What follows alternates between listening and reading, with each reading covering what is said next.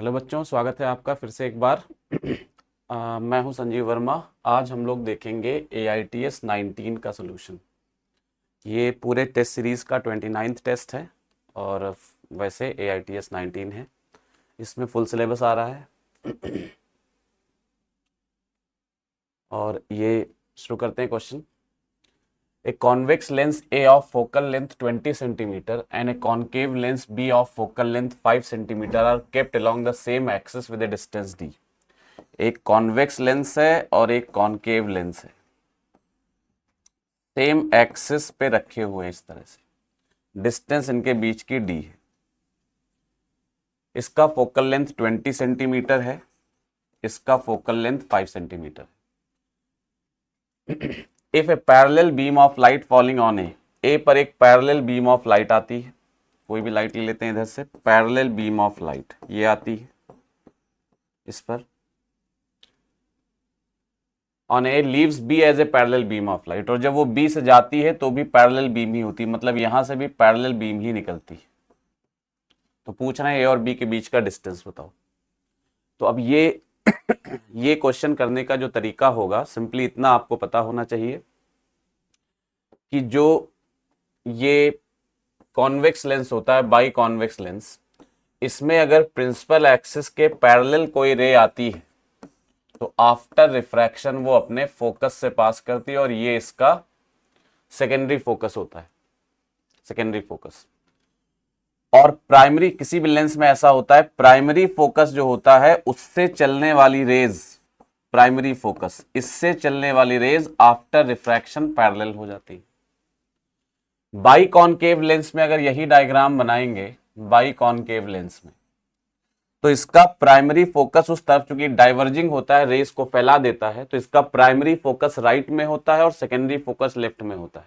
मतलब क्या, अगर रेज पहले से पैरेलल नहीं है, ऐसी रेज आ रही, तो इसका जो प्राइमरी फोकस होगा, हम मानेंगे कि अगर ये रेज लेंस ना होता, आगे जाती, तो यहां कहीं मिलती, ये इसका प्राइमरी फोकस। और जैसे इसमें होता है, प्राइमरी फोकस से जो आने वाली रेज है आफ्टर रिफ्रैक्शन पैरेलल हो जाती है, तो ये रेज भी आफ्टर रिफ्रैक्शन इसके पैरेलल हो जाएंगी। मतलब ये रेज इस तरह से चली जाएंगी आफ्टर रिफ्रैक्शन प्रिंसिपल एक्सिस के पैरेलल। ये समझ में आता है डायग्राम। अब अगर आपसे कह रहे हैं इधर से पैरेलल रेज आई है, तो अब अगर दोनों लेंस साथ में रख दिए जाएं तो क्या पॉसिबिलिटी बनेगी। इधर से जो रेस पैरेलल आई हैं वो उधर से पैरेलल तभी निकलेंगी जब कॉन्वेक्स लेंस से आने वाली रेज, यानी कॉन्वेक्स लेंस का सेकेंडरी फोकस और कॉनकेव लेंस का प्राइमरी फोकस मर्ज हो जाए। क्या कह रहे हैं इस डायग्राम में, देखो, कॉन्वेक्स लेंस का सेकेंडरी फोकस और कॉनकेव लेंस का प्राइमरी फोकस सेम हो जाए। छोटी सी बात है एकदम। ये हो गया प्रिंसिपल एक्सिस।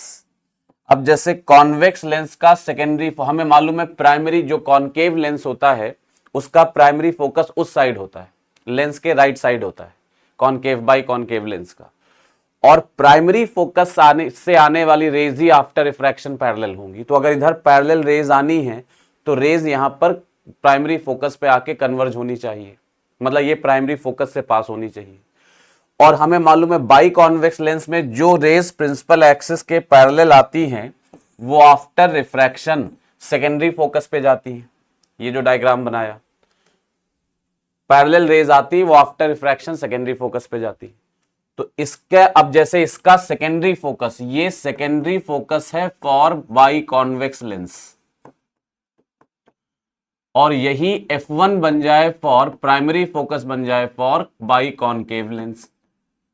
अगर ऐसा हो जाए तो क्या होगा, देखो, इसकी रेज आफ्टर रिफ्रैक्शन ऐसे जाएंगी, सामने लेंस आ गया, तो अगर लेंस ना होता तो ये यहां जाकर मिलती सेकेंडरी फोकस में।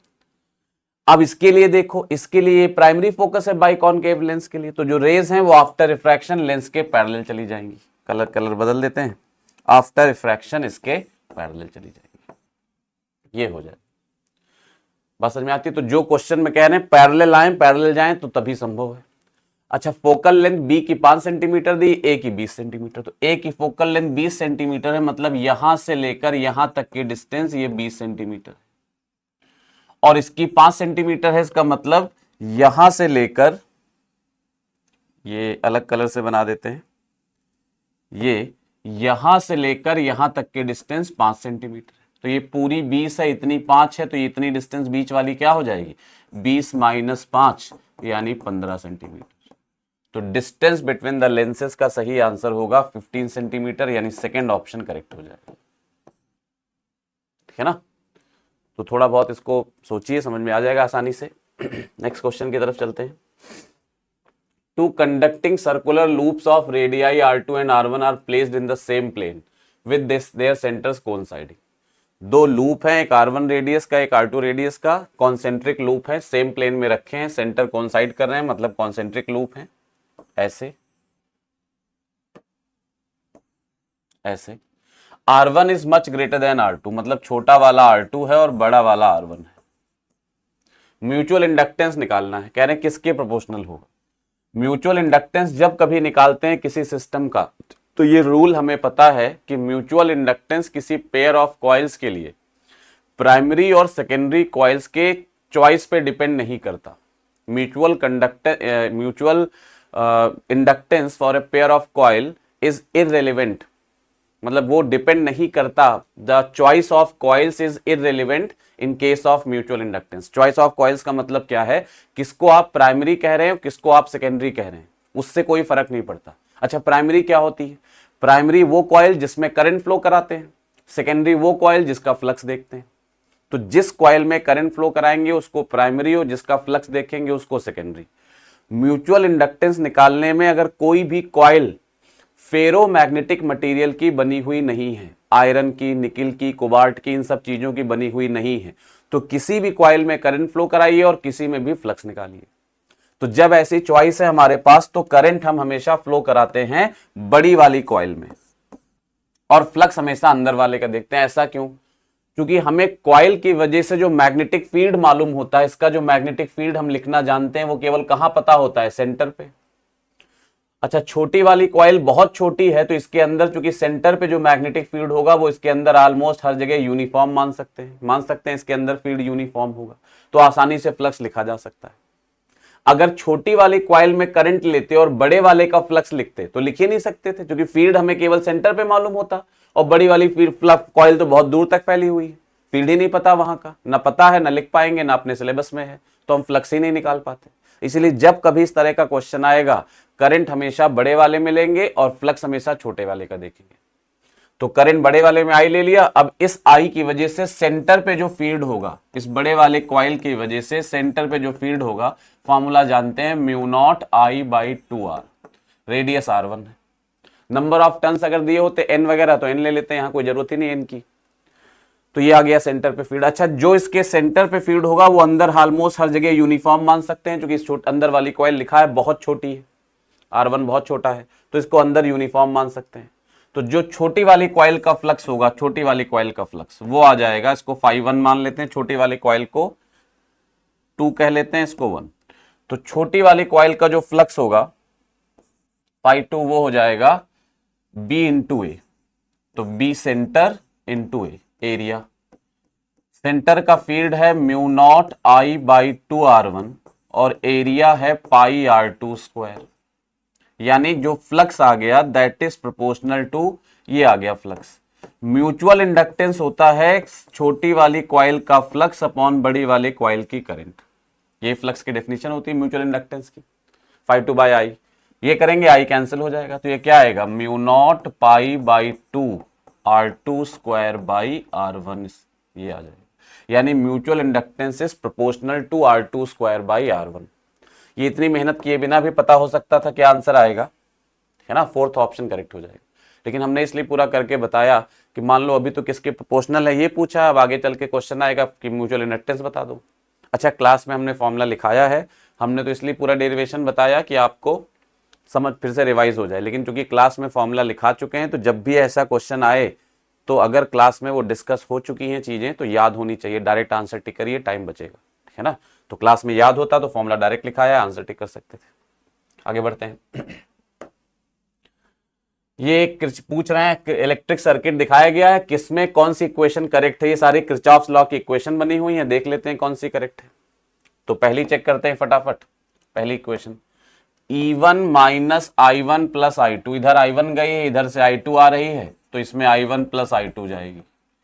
तो E1 क्लॉकवाइज जा रहे हैं, EMF के डायरेक्शन में जा रहे हैं, प्लस लिखेंगे तो ये सही है। इधर करंट के डायरेक्शन में जा रहे हैं, माइनस लिखेंगे, I1 प्लस I2R, ये भी सही है। लेकिन जब घूम के वापस इधर आएंगे तो इसमें I1 जा रही है और करंट के डायरेक्शन में ही हम जा रहे हैं, तो माइनस I1R1 होना चाहिए, यहां प्लस लिखा है तो ये गलत है। ऐसे करके चेक करोगे तो E2 minus I1 plus I2R minus I2R2, fourth option correct हो जाएगा। चेक कर लेंगे ना, KVL लगाना है सीधे सीधे। तो E2 माइनस I2R2, इधर I1 प्लस I2R, 0, सेटिस्फाई हो रहा है, यही हो जाएगा। बाकी सब में कहीं ना कहीं प्लस माइनस या कोई ना कोई गलती है, इसलिए नहीं, जैसे पहला बताया वैसे चेक कर सकते हैं।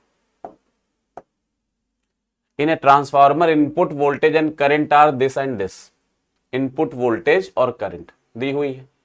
If the transformer is used to supply power to 80 houses at a voltage of 220 volt each, then the resistance of each house, हर घर का रेजिस्टेंस क्या है। तो अगर हम एक घर का रेजिस्टेंस R मान लें तो एक घर में कितनी पावर जाएगी, V स्क्वायर बाई R, तो 220 का स्क्वायर बाई R एक घर की पावर हो गई। 80 घर हैं तो 80 घरों की टोटल इतनी, यानी आउटपुट पावर हमें इतनी चाहिए। अब अगर ट्रांसफार्मर की इफिशियंसी नहीं गिवन है तो हम 100% इफिशियंसी मानेंगे, जितना इनपुट पावर उतनी आउटपुट पावर। आउटपुट पावर हमें इतनी चाहिए और इनपुट पावर होगी V इंटू आई। इसको करेंगे तो 80 इंटू 220 का स्क्वायर बाई R, V दिया है 11,000, 11 किलो वोल्ट दिया, इसको वोल्ट में बदल लेंगे, और I दिया है 10। सॉल्व कर लोगे तो ये 0 0 कटेगा, R आ जाएगा 8 इंटू 220 इंटू 220 बाई 11,000। 0 2 कट जाएंगे, एक 0 इससे साथ कटा है, एक 0 इसके साथ कटा। 11 से ये कट जाएगा, 11 10, ये 2, 44 इंटू 8 बाई 10 आ जाएगा। 44 को 10 से भाग दोगे 4.4, 8 से मल्टीप्लाई करोगे 35.2, कितना आ जाएगा रेजिस्टेंस, इतने होंगे। तो सही ऑप्शन होगा सेकंड वाला। कैलकुलेशन चेक करते रहिएगा, जल्दी पे गलत हो सकता है, ध्यान रखिएगा आप लोग। तो ये आ जाएगा 35.2 ओम। नेक्स्ट क्वेश्चन है, two cars P and Q start from a point at the same time in a straight line and their positions are represented by XP and XQ। XP दिया है आपको 80 plus BT square, displacement as a function of time दिया है, और XQ आपको दिया है FT minus T square. At what time do the cars have the same velocity, किस टाइम पर दोनों की वेलोसिटी सेम होगी। Displacement as a function of time दिया हुआ हो और वेलोसिटी निकालनी हो तो सीधा डिफरेंशिएशन कर देते हैं, डिस्प्लेसमेंट को टाइम के रिस्पेक्ट में डिफरेंशिएट कर दीजिए। करेंगे, यहां डिफरेंशिएट करेंगे तो P की वेलोसिटी आएगी dx बाई dt करके करेंगे तो ये आएगा a प्लस 2bt, और यहां से वेलोसिटी आएगी dx बाई dt करेंगे तो f माइनस 2t। दोनों इक्वल दिए हैं तो a plus 2bt equal to f minus 2t, ये आया। t वाले टर्म एक साथ कर लो, 2t कॉमन आ गया, b plus 1 equal to f minus a। Time solve हो गया, f minus a upon 2 times b plus 1। सही आंसर हो जाएगा सेकेंड ऑप्शन, ठीक है ना। तो ये तो मामूली क्वेश्चन था, वेलोसिटी निकालनी है, डिफरेंशिएट करना है। नेक्स्ट क्वेश्चन है, in the given circuit the reading of voltmeter V1 and V2 are 400 volts. V1 400 volt है, V2 400 वोल्ट है, तो लिख लेते हैं।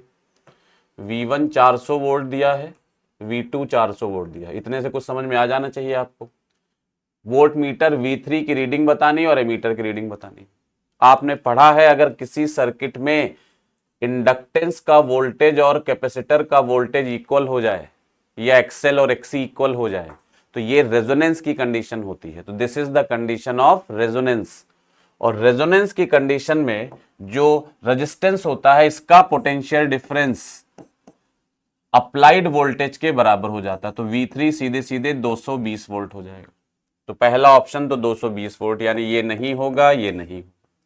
अच्छा, करंट क्या होगी इस केस में? Z मिनिमम हो जाता है, जो इंपीडेंस होता है सर्किट का वो मिनिमम हो जाता है। एक बार पूरी बात सुन लो, XL इक्वल टू XC हो या VL इक्वल टू VC हो जाए, तो उस कंडीशन में रेजोनेंस होता है। रेजोनेंस कंडीशन में इंपीडेंस मिनिमम हो जाता है और वो R के बराबर होता है।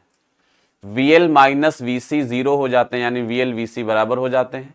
रेजिस्टेंस का वोल्टेज नेट वोल्टेज के बराबर हो जाता है। करंट मैक्सिमम हो जाती है, और करंट मैक्सिमम कितनी होगी? I मैक्स वो होगा V0 बाई Z, तो 220 बाई Z, और Z है R के बराबर, R है 100 ओम, तो ये 220 बाई 100 यानी 2.2 एम्पियर करंट आ जाएगी।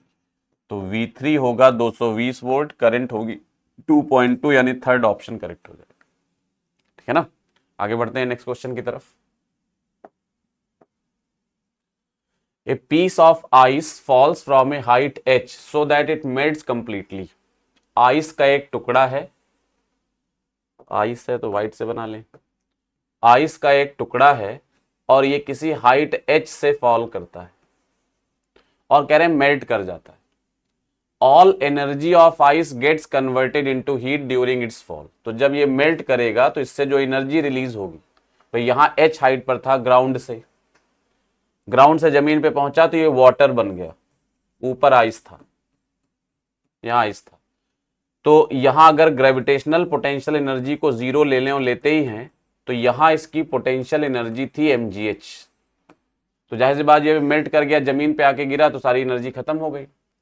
And only 1/3 of the total heat produce is absorbed by the ice. जो भी इसकी एनर्जी में लॉस हुआ, कितना लॉस हुआ एनर्जी में? mgh। ये पूरी एनर्जी हीट में कन्वर्ट हो गई, यानी हीट कितनी प्रोड्यूस हुई? mgh के बराबर। उसका 1/3 इसने खुद एब्जॉर्व किया, यानी जितनी हीट प्रोड्यूस हुई, हीट प्रोड्यूस कितनी हुई? हीट प्रोड्यूस्ड इसके एनर्जी के बराबर हुई, और एनर्जी कितनी थी? mgh।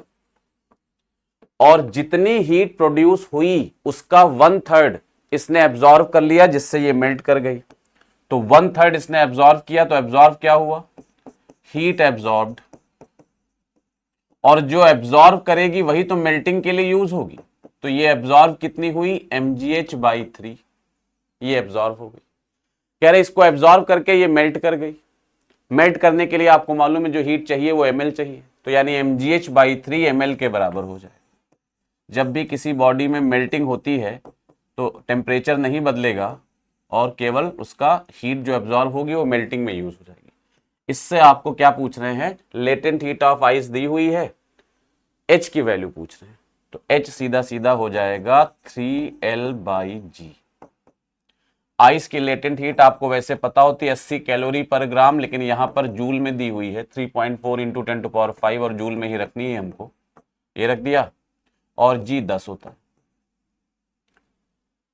सॉल्व करोगे तो ये आ जाएगा h की वैल्यू 10⁴, और इसको मल्टीप्लाई करेंगे 34, 102 किलोमीटर आ जाएगी। सेकेंड ऑप्शन करेक्ट हो जाएगा, ठीक है ना। आगे बढ़ते हैं नेक्स्ट ऑप्शन की तरफ, नेक्स्ट क्वेश्चन की तरफ। ये hollow cylindrical conductor of radius R is carrying a constant current. The plot of map. एक हॉलो सिलेंडर में करंट फ्लो हो रही है, ये तो डायरेक्ट आपकी कॉन्सेप्ट थ्योरी से है, डायरेक्ट स्ट्रेट फॉरवर्ड। इसमें करंट फ्लो हो रही है इसकी बाउंड्री से, ऐसे करके इसकी बाउंड्री से करंट फ्लो हो रही है, और कह रहे हैं इसके अंदर और बाहर जो भी मैग्नेटिक फील्ड होगा उसका डायरेक्शन का डायग्राम बना दीजिए बी और आर का। तो पता है अंदर बी 0 होता है और बाहर वायर के फॉर्मूले से लिखते हैं तो बी प्रोपोर्शनल टू 1/r होता है। अंदर बी 0 इसमें नहीं है तो ये गलत है, इसमें भी नहीं है, ये गलत है। अंदर का मतलब ये आर दिखाया गया है, ये सरफेस है, सरफेस से पहले बी 0 होना चाहिए, इसमें भी नहीं है, केवल इसमें है, तो सेकेंड ऑप्शन करेक्ट हो जाए, ठीक है ना। ये तो याद ही होगा सबको। नेक्स्ट क्वेश्चन है, two toroids 1 and 2 have total number of 200 and 100 turns respectively. इस बार पिछली बार टोरॉइड का क्वेश्चन आया था तो हमने इसको बोनस में करा दिया था क्योंकि टोरॉइड सिलेबस में लिखा नहीं है, लेकिन अब पिछली बार हमने बताया था और ये कहा था कि अब टोरॉइड याद कर लो, जितना बताया है टेस्ट के सोल्यूशन में उतना याद कर लो। तो अब टोरॉइड का बोनस नहीं मिलेगा, इस बार टोरॉइड को आपको करना पड़ेगा क्योंकि पिछले टेस्ट में कराया था, अब याद होना चाहिए। 2 toroids 1 and 2 have total number of 200 and 100 turns, मतलब एक में टन्स हैं 200 और एक में है 100। अब चूंकि टोरॉइड पिछले टेस्ट में सॉल्व करा चुके हैं तो सीधा फॉर्मूला लिखेंगे। रेडियस एक की 40 है और एक की 80, 40 सेंटीमीटर और एक की 80 सेंटीमीटर, ये दी हुई है। They carry same current I, दोनों में सेम करंट है, तो ratio of magnetic field along the two. Magnetic field का फॉर्मूला होता है, टोरॉइड में लिखाया था म्यू नॉट Ni/2πr। आर होती है एवरेज रेडियस, एन होते हैं नंबर ऑफ टर्न्स। आई दोनों में सेम है, म्यू नॉट कांस्टेंट 2π कांस्टेंट, तो B proportional to N/R। Magnetic field number of turns और रेडियस के रेशियो के डायरेक्टली प्रोपोर्शनल हो गए, और उस हिसाब से कह सकते हैं B1/B2 ये इक्वल टू होगा N1/N2 इंटू R2/R1। इस फॉर्मूले से देख सकते हैं, वैल्यू रख लेंगे। N1/N2, N1 200 दिया है, N2 100 दिया है, R2 आपको 80 दिया है, R1 40 दिया। ये 0 0 कट गए, ये 0 0 कट गए, ऊपर 16 आया, नीचे 4, यानी ये 4 बचेगा, यानी रेशियो आ जाएगा 4:1। सही ऑप्शन होगा 4:1, तो इसके हिसाब से सेकंड ऑप्शन करेक्ट हो जाए, है ना। सीधा फॉर्मूला ये भी था। इस बार इसका बोनस नहीं मिलेगा क्योंकि पिछले वाले टेस्ट में करा दिया था, तो अब ये याद होना चाहिए। A galvanometer has coil of resistance 100 ohm, ये हो गया Rg या G बोलते थे जिसको, and gives a full scale deflection for 10 milliampere, ये हो गया Ig। If it is to work as a voltmeter of 20 volt, ये हो गया V। द सीरीज रेजिस्टेंस, सीधा फॉर्मूला है, अगर आपको गैल्वेनोमीटर को वोल्ट मीटर में कन्वर्ट करना याद है तो सीधा फॉर्मूला होता है V = Ig into G plus S। G क्या होता है? गैल्वेनोमीटर का रेजिस्टेंस। S क्या होता है? सीरीज में लगाया गया रेजिस्टेंस। गैल्वेनोमीटर को वोल्ट मीटर में कन्वर्ट करने के लिए जितना रेजिस्टेंस लगाते हैं, शंट बोलते हैं जिसको। तो ये V आपको दिया है 20 वोल्ट, Ig हो जाएगा दिया है 10 मिली एम्पियर, तो ये 10 इंटू 10⁻³ एम्पियर हो गया। G 100 ओम हो गया और S आपको निकालना है। ये 0 0 कट गए, तो ये 2 = आया 10⁻³ को 100 से मल्टीप्लाई करेंगे तो 10⁻⁻1 बचेगा और प्लस 10⁻³ S आ जाएगा। सॉल्व कर लेंगे तो 10⁻³ S ये आएगा 20 - 0.1, ये 1/10 0.1 होगा, तो ये 19.9 आएगा। S आएगा, कुछ गड़बड़ हो रहा है हम लोग के कैलकुलेशन में, गड़बड़ तो नहीं हो रहा। ये 10 10 कैंसिल हो गया, 0 0। उसको बेटर तरीका था कि इसको उधर ले जाके सॉल्व कर ले तो और आसानी से ऐसे भी हो जाएगा, लेकिन वैसे ले जाके कर लोगे तो ज़्यादा अच्छा रहेगा। तो इसको उधर ले जाएं तो 2 × 10⁻³ बन जाएगा। ये 10⁻³ नीचे आएगा, ऊपर जाएगा तो +3, और ये 100 + S, तो ये 2000 - 100, तो S आ जाएगा सीधे सीधे 1900 ओम। सही ऑप्शन हो जाएगा 4th वाला, है ना। A point performs simple harmonic oscillation of time period t and the equation of motion is given by this. After what time, कितने टाइम के बाद velocity of the point will be equal to half of its maximum velocity. कहने एक body SHM कर रही है, कितने time के बाद बॉडी की वेलोसिटी अपने मैक्सिमम वेलोसिटी के आधी हो जाएगी। इक्वेशन दिया है ये वाला, कितने टाइम के बाद, तो देखो वेलोसिटी का इक्वेशन, डिस्प्लेसमेंट का ये इक्वेशन दिया है, ये हम लोग अच्छी तरह जानते हैं। वेलोसिटी होती है dx/dt, ए साइन का डिफरेंशिएशन कॉस, एंगल बदलता नहीं, टी के साथ जो मल्टीप्लाई है कॉपी होकर बाहर आ जाता है, याद है सबको ये। वेलोसिटी इतनी आ गई। अब कह रहे हैं कितने टाइम बाद वेलोसिटी मैक्सिमम के आधी हो जाएगी। मैक्सिमम क्या होती है, जो साइन या कॉस के पहले लिखा होता, कोई भी इक्वेशन अगर साइन कॉस में लिखी, वो करंट हो, चार्ज हो, पोटेंशियल हो, वेलोसिटी हो, एक्सेलरेशन हो, डिस्प्लेसमेंट हो, साइन कॉस के पहले जो लिखा होता है यही इसकी मैक्सिमम वैल्यू होती। जैसे डिस्प्लेसमेंट में साइन के पहले ए लिखा है तो मैक्सिमम डिस्प्लेसमेंट ए होगा। वेलोसिटी में कॉस के पहले ए ओमेगा लिखा है तो मैक्सिमम वेलोसिटी ए ओमेगा हो जाएगी। तो ए ओमेगा मैक्सिमम वेलोसिटी। अब कह रहे हैं किस टाइम बाद वेलोसिटी मैक्सिमम के आधी हो जाएगी। यहां जो भी तुम टाइम रखोगे उस टाइम की वेलोसिटी आएगी। अगर टाइम पता है वो रखोगे तो वेलोसिटी निकल आएगी, वेलोसिटी की वैल्यू रखोगे तो टाइम निकल आएगी।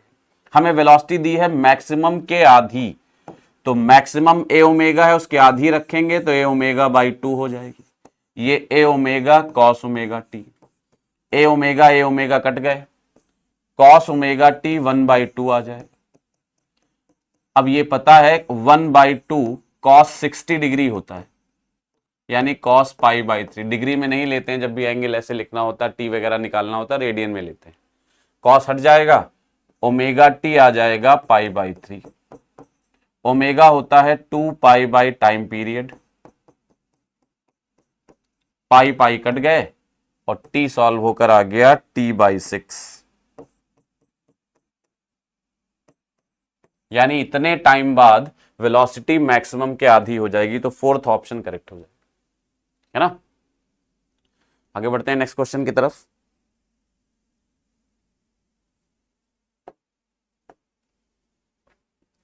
ए ball of mass m moving with some velocity given नहीं है, strikes another ball of mass 2m at rest. तो डायग्राम बना लेते हैं। m मास की एक बॉल है, वो किसी वेलोसिटी से मूव कर रही थी, नहीं पता तो u1 मान लेते हैं। एक दूसरे बॉल से टकराती है जिसका मास 2m है और ये रेस्ट में थी, तो इसका u2 0 था। हेड ऑन कोलिजन है and final kinetic energy of the system is half of the initial kinetic energy of the system. Final kinetic energy initial kinetic energy के आधी है। अब फाइनली क्या होगा, ये भी चलेगा, ये भी चलेगा, इसकी वेलोसिटी v1 और इसकी वेलोसिटी v2। हमें इसमें वेलोसिटी की बात करी नहीं गई तो वेलोसिटी हम निकालेंगे नहीं। हम जो कह रहे हैं फाइनल काइनेटिक एनर्जी जो है वो इनिशियल के आधी है, तो फाइनल काइनेटिक एनर्जी इनिशियल के आधी है, ये दिया हुआ है। Then the value of coefficient of restitution, e पूछ रहे हैं, बताइए। क्वेश्चन समझ में आता है। अब देखो ई पूछ रहे हैं और कह रहे हैं फाइनल काइनेटिक एनर्जी इनिशियल के आधी है, तो इसमें अगर हम पूछा जाए लॉस इन काइनेटिक एनर्जी कितना हुआ, लॉस, तो इनिशियल जितनी थी उसकी आधी फाइनल है, यानी आधे का लॉस हो गया। तो लॉस क्या होगा, इनिशियल माइनस फाइनल। फाइनल वाली इनिशियल के आधी है, तो इनिशियल के आई थी, फाइनल वाली के आई बाई 2 है, तो लॉस कितना हो गया, के आई बाई 2। सिंपल बात है भाई, हमारे पास 100 जूल एनर्जी इनिशियली थी और बाद में केवल 50 बची, यानी लॉस कितने का हुआ, 100 माइनस 50, तो लॉस इतने का हो गया।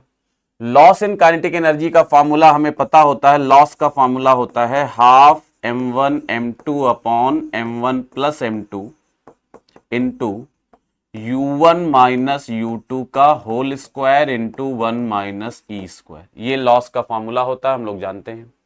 ऐसा फॉर्मूला यहां आता है, ऐसा फॉर्मूला जब दो कैपेसिटर्स में आपस में रीडिस्ट्रीब्यूशन ऑफ चार्ज होता है तो वहां भी लॉस इन पोटेंशियल एनर्जी निकालने का यही फॉर्मूला होता है। वहां पर half c1 c2 upon c1 plus c2 आ जाता है। लॉस हमें इनिशियल का आधा दिया। अच्छा, इनिशियल कितनी काइनेटिक एनर्जी थी, तो देखो इनिशियली इसकी स्पीड u1 है मान लो, तो kinetic energy half m u1 square होगी, और इसके पास तो थी ही नहीं, तो इनिशियल केवल इसके पास थी, और लॉस इसका आधा हुआ है, तो इसकी एनर्जी होगी हाफ m u1 स्क्वायर और इसका भी आधा, ये लॉस हो गया। Half m1 m2, m1 m है, m2 2m है, तो ये 2m स्क्वायर बाई 3m, ये 2m बाई 3 आ जाएगा, वैल्यू रख लोगे।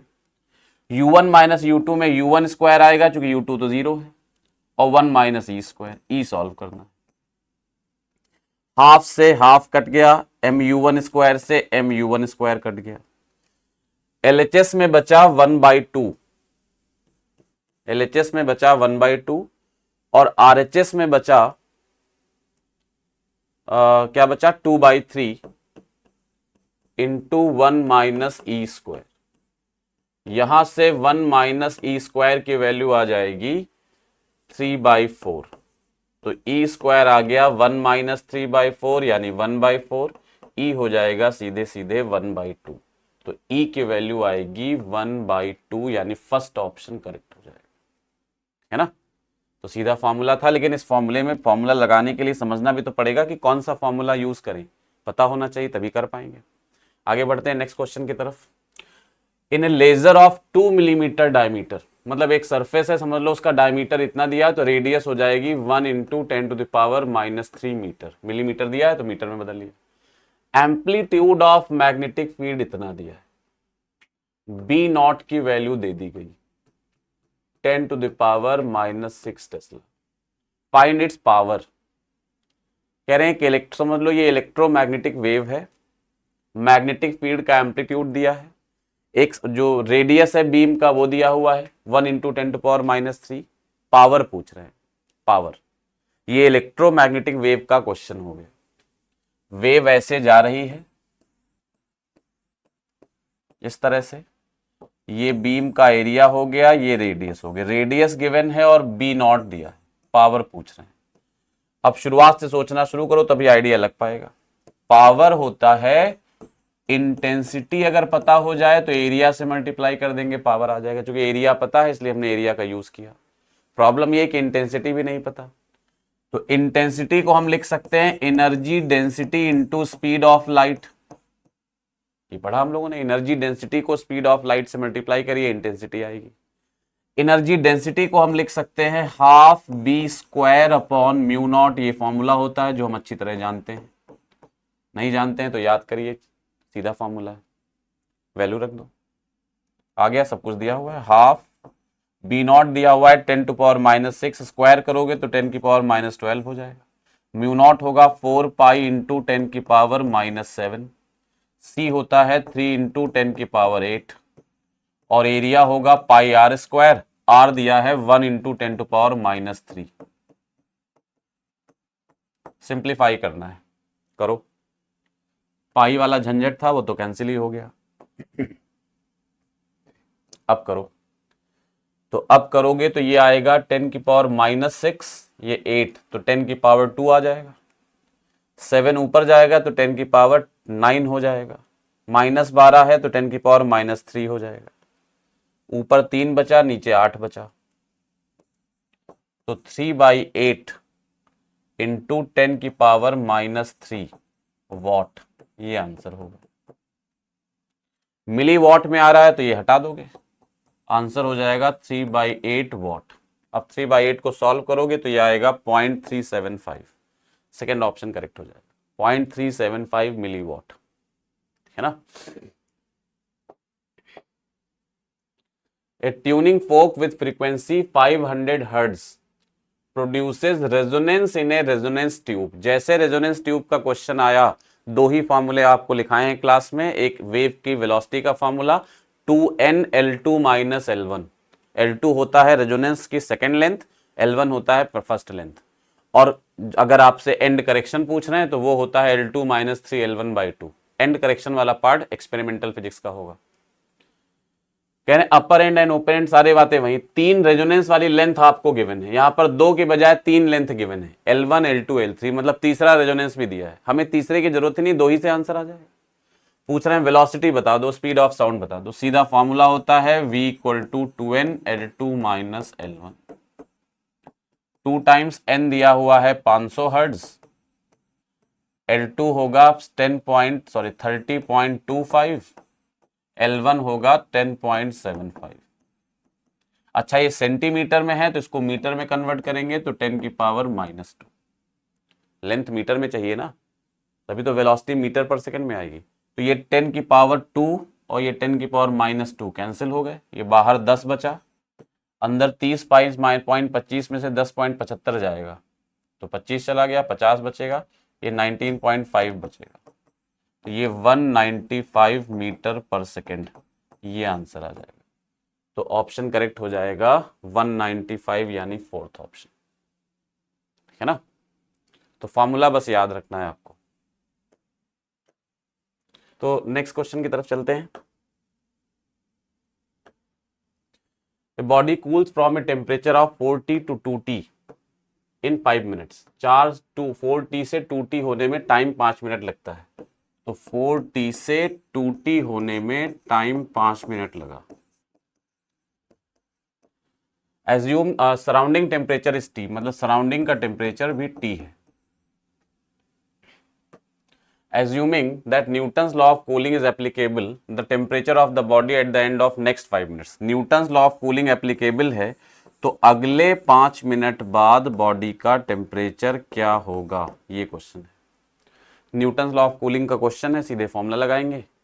न्यूटन्स लॉ ऑफ कूलिंग का एक ही फॉर्मूला पढ़ा हम लोगों ने और वो होता था initial temperature minus final temperature upon T equal to beta a T1 plus T2 by 2 minus T0. T1 T2 initial temperature है, बीटा ए कांस्टेंट है, T0 सराउंडिंग का टेम्परेचर. अब इसमें वैल्यू रख लो.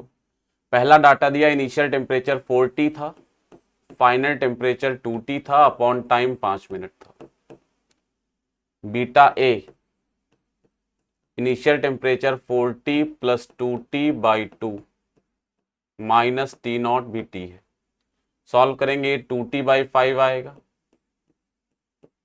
बीटा ए, और ये 60 by 2 3T minus T 2T आ जाएगा. 2 से 2 कैंसिल भी हो जाएगा, 2T से 2T, तो 1 by 5 equal to beta A in beta A आ गया, T भी कैंसिल हो गया, तो बीटा ए की वैल्यू सीधे सीधे ही आ गई. अब सेकेंड इक्वेशन लगाओ, उसमें वैल्यू पुट कर दो. सेकेंड इक्वेशन में T1 इनिशियल टेम्परेचर आपको क्या दिया, आप टेम्परेचर कहां से कहां जाना है, 2T से T डैश, तो 2T minus T dash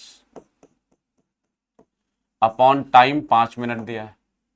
beta a initial plus final 2T plus T dash by 2 minus T, तो 2T minus T dash by 5 equal to beta a के वैल्यू 1 बाई 5 आई है. ये 2T by 2 minus T cancel हो जाएगा, T minus T dash by 2 बचेगा. 5 से 5 cancel हो गया, क्रॉस मल्टीप्लाई करेंगे तो 4T minus 2T dash equal to T dash, तो 3T dash equal to 4T, तो T डैश आ जाएगा 4T बाई 3, यानी 5 मिनट बाद टेम्परेचर 4T बाई 3 होगा. सही ऑप्शन हो जाएगा फर्स्ट वाला, है ना. आगे बढ़ते हैं.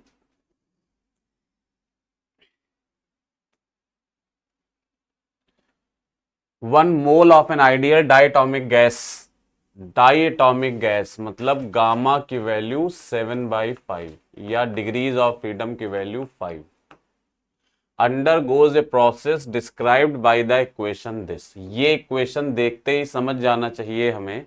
ऐसी इक्वेशन किसी स्टैंडर्ड प्रोसेस में तो होती नहीं, आइसोथर्मल, आइसोबारिक, आइसोकोरिक, एडियाबैटिक में ऐसा होता नहीं. वही 4 स्टैंडर्ड प्रोसेस हैं. आपको बताया गया जब इक्वेशन स्टैंडर्ड प्रोसेस से मैच ना करे तो सीधा दिमाग कहाँ ले जाओगे, पॉलीट्रॉपिक प्रोसेस. दिमाग सीधा जाना चाहिए पॉलीट्रॉपिक. पॉलीट्रॉपिक प्रोसेस में 3 इक्वेशन होते हैं, एक पीवी का, एक टीवी का और एक पीटी का. पीवी का क्या होता है, पीवी की power n equal to constant. TV का होता है टीवी की power n minus 1 equal to constant, और पीटी का होता है PT to the power n upon 1 minus n equal to constant. ये पीवी का इक्वेशन दिया है, कंपेयर कर लो. कंपेयर करेंगे तो n की वैल्यू 2 आ गई. इनकी जरूरत ही नहीं हमें, सिर्फ इससे मतलब है. कंपेयर करो तो p की जगह p लिखा है, v की पावर 2 है, यहाँ n है तो n2 हो जाएगा. आप कह रहे हैं मोलर स्पेसिफिक हीट बता दो, हीट कैपेसिटी यानी मोलर स्पेसिफिक हीट, ये बताना. सीधा फॉर्मूला होता है इसका, लिखाया है क्लास में आपको. C होता है किसी भी पॉलीट्रॉपिक प्रोसेस का R upon gamma minus 1 minus R upon n minus 1. Gamma diatomic gas है, 7/5 हो जाएगा. n आपने निकाल ही लिया है, 2 है. ये 2/5 आएगा और 5 ऊपर चला जाएगा, तो 5R/2 माइनस R, तो ये 3R/2 आ जाएगा. तो आंसर हो जाएगा 3R/2, यानी थर्ड ऑप्शन करेक्ट हो जाएगा, है ना. ये कह रहे हैं two point masses m1 and m2 are placed at the opposite ends of a rigid rod of length l and negligible mass. ये डायग्राम बना है, देख लीजिए। एक रिजिड रॉड है जिसका लेंथ l है लेकिन नेग्लिजिबल मास यानी मासलेस रॉड है। इसके एक सिरे पे m1 है, एक सिरे पे m2। आगे कह रहे हैं the rod is to be set rotating about an axis perpendicular to it. एक एक्सिस है जो रॉड के लेंथ के परपेंडिकुलर, और इस एक्सिस के अबाउट ये रॉड ऐसे ऐसे रोटेट कर रही है, इस तरह से घूम रही है। मतलब ये रॉड है, ये एक्सिस है, तो ऐसे ऐसे इसके चारों तरफ घूमेगी, ठीक है ना। ऐसे ऐसे घूम रही हॉरिजॉन्टल प्लेन में। The position of the point P on this rod through which the axis should pass so that the work required to set the rod rotating with angular velocity is minimum. कह रहे बताओ किस axis के about rod को rotate कराएं। Axis ऐसा ही लेना है, इसी के पैरेलल, लेकिन कहां से पास करें? इस एंड के पास में, मतलब दोनों मासेस के बीच में एक्सिस किस पॉइंट से पास करे जिससे रॉड की रोटेटरी काइनेटिक एनर्जी मिनिमम हो जाए। अब रोटेटरी काइनेटिक एनर्जी का फॉर्मूला होता है half I omega naught square, और इसको मिनिमम होना है।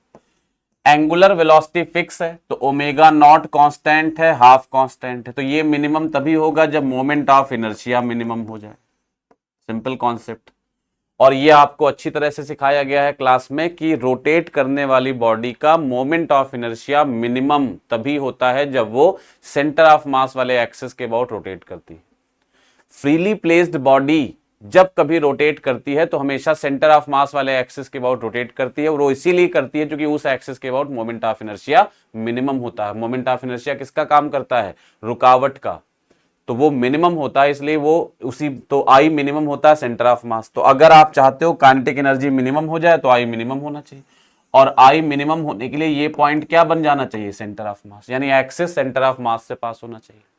सेंटर ऑफ मास आप जानते हो सीधे, m1 m2 का centre of mass x distance पर है, तो फॉर्मूला आपको पता है m1x equal to m2 into l minus x, और यहां से x सॉल्व कर लोगे सीधा आ जाएगा m2l upon m1 plus m2। तो सही आंसर होगा फोर्थ वाला, नहीं फोर्थ नहीं, फर्स्ट वाला, m2l upon m1 plus m2, है ना। तो फर्स्ट ऑप्शन करेक्ट हो जाएगा। आगे बढ़ते हैं नेक्स्ट क्वेश्चन की तरफ। The electric potential is given by this much. Potential दिया है, फील्ड पूछ रहे हैं। सिंपल है, पोटेंशियल में सिंगल डिस्टेंस होती है, अगर फंक्शन ऑफ आर यानी एक डिस्टेंस होगी तो फील्ड निकालने के लिए हम लोग क्या करते हैं? Minus DV by D R. और अगर पोटेंशियल में मल्टीपल डिस्टेंसेस हैं तो पार्शियल डिफरेंशिएशन कर लेते हैं, वही करना है। तो यहां चूंकि मल्टीपल डिस्टेंसेस हैं तो फील्ड का एक्स कंपोनेंट होगा minus del V by del X. माइनस बाहर लेते हैं, एक्स के रिस्पेक्ट में पार्शियल डिफरेंशिएशन कराते हैं। जिसके रिस्पेक्ट में पार्शियल डिफरेंशिएशन कराएंगे उसको छोड़कर बाकी सब कांस्टेंट हो जाएंगे। तो एक्स को छोड़कर बाकी सब कांस्टेंट, एक्स स्क्वायर का 2x आ जाएगा माइनस में, वाई जेड कांस्टेंट सबका 0 हो जाएगा, तो ये बचेगा 2x। एक्स को छोड़कर बाकी सब कांस्टेंट, तो y कांस्टेंट, z कांस्टेंट, तो जब कांस्टेंट है तो इनका 0 हो जाएगा, 6 का भी 0 हो जाएगा, तो इन सबका 0। y कंपोनेंट क्या होगा इलेक्ट्रिक फील्ड का? EY, वो होगा minus del V by del Y. माइनस y के रिस्पेक्ट में डिफरेंशिएट करेंगे तो y को छोड़कर बाकी जो कुछ लिखा होगा सब कांस्टेंट, तो यहां x कांस्टेंट हो जाएगा तो x का 0। वाई जेड क्यूब में y कांस्टेंट हो गया, सॉरी z क्यूब कांस्टेंट हो गया, और y को डिफरेंशिएट करेंगे तो 1 आ जाएगा, 6 तो कांस्टेंट है ही है, 0 हो जाएगा। तो ये आंसर आ गया माइनस का z क्यूब। Ez निकालेंगे, Ez तो ये होगा Ez इक्वल टू Ez, ये होगा minus del V by del Z. z को छोड़कर बाकी सब कांस्टेंट हो जाएंगे। तो पहला टर्म एक्स स्क्वायर है वो कांस्टेंट, तो 0 हो गया। वाई जेड क्यूब में y कांस्टेंट और z क्यूब को डिफरेंशिएट करेंगे तो 3z स्क्वायर आ जाएगा, 6 कांस्टेंट है, 0 हो जाएगा। ये आ गया माइनस का 3yz स्क्वायर। अब नेट फील्ड पूछ रहे हैं। नेट फील्ड के लिए क्या करेंगे?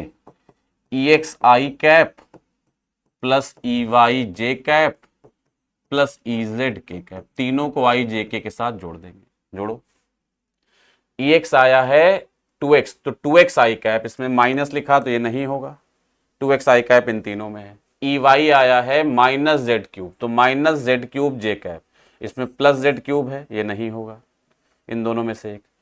EZ आया है माइनस का 3YZ स्क्वायर, तो माइनस का 3YZ स्क्वायर, इसमें प्लस है तो ये नहीं होगा, ये थर्ड ऑप्शन करेक्ट है ना।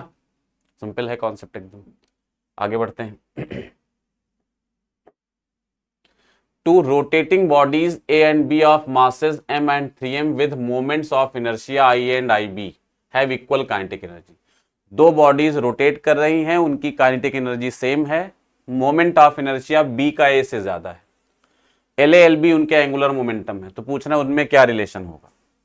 जैसे ट्रांसलेटरी मोशन में हम लोग पढ़ते हैं ना, काइनेटिक एनर्जी p²/2m होती है, वैसे रोटेटरी मोशन में रोटेटरी काइनेटिक एनर्जी जो होती है वो p लीनियर मोमेंटम की जगह एंगुलर मोमेंटम और मास की जगह मोमेंट ऑफ इनर्शिया, ये फॉर्मूला होता है। यहां से L² = 2I × KE आ जाएगा, तो L² प्रोपोर्शनल टू I, तो यहां से जिसका I बड़ा होगा उसका L बड़ा होगा, जिसका मोमेंट ऑफ इनर्शिया ज्यादा होगा उसका एंगुलर मोमेंटम ज्यादा होगा।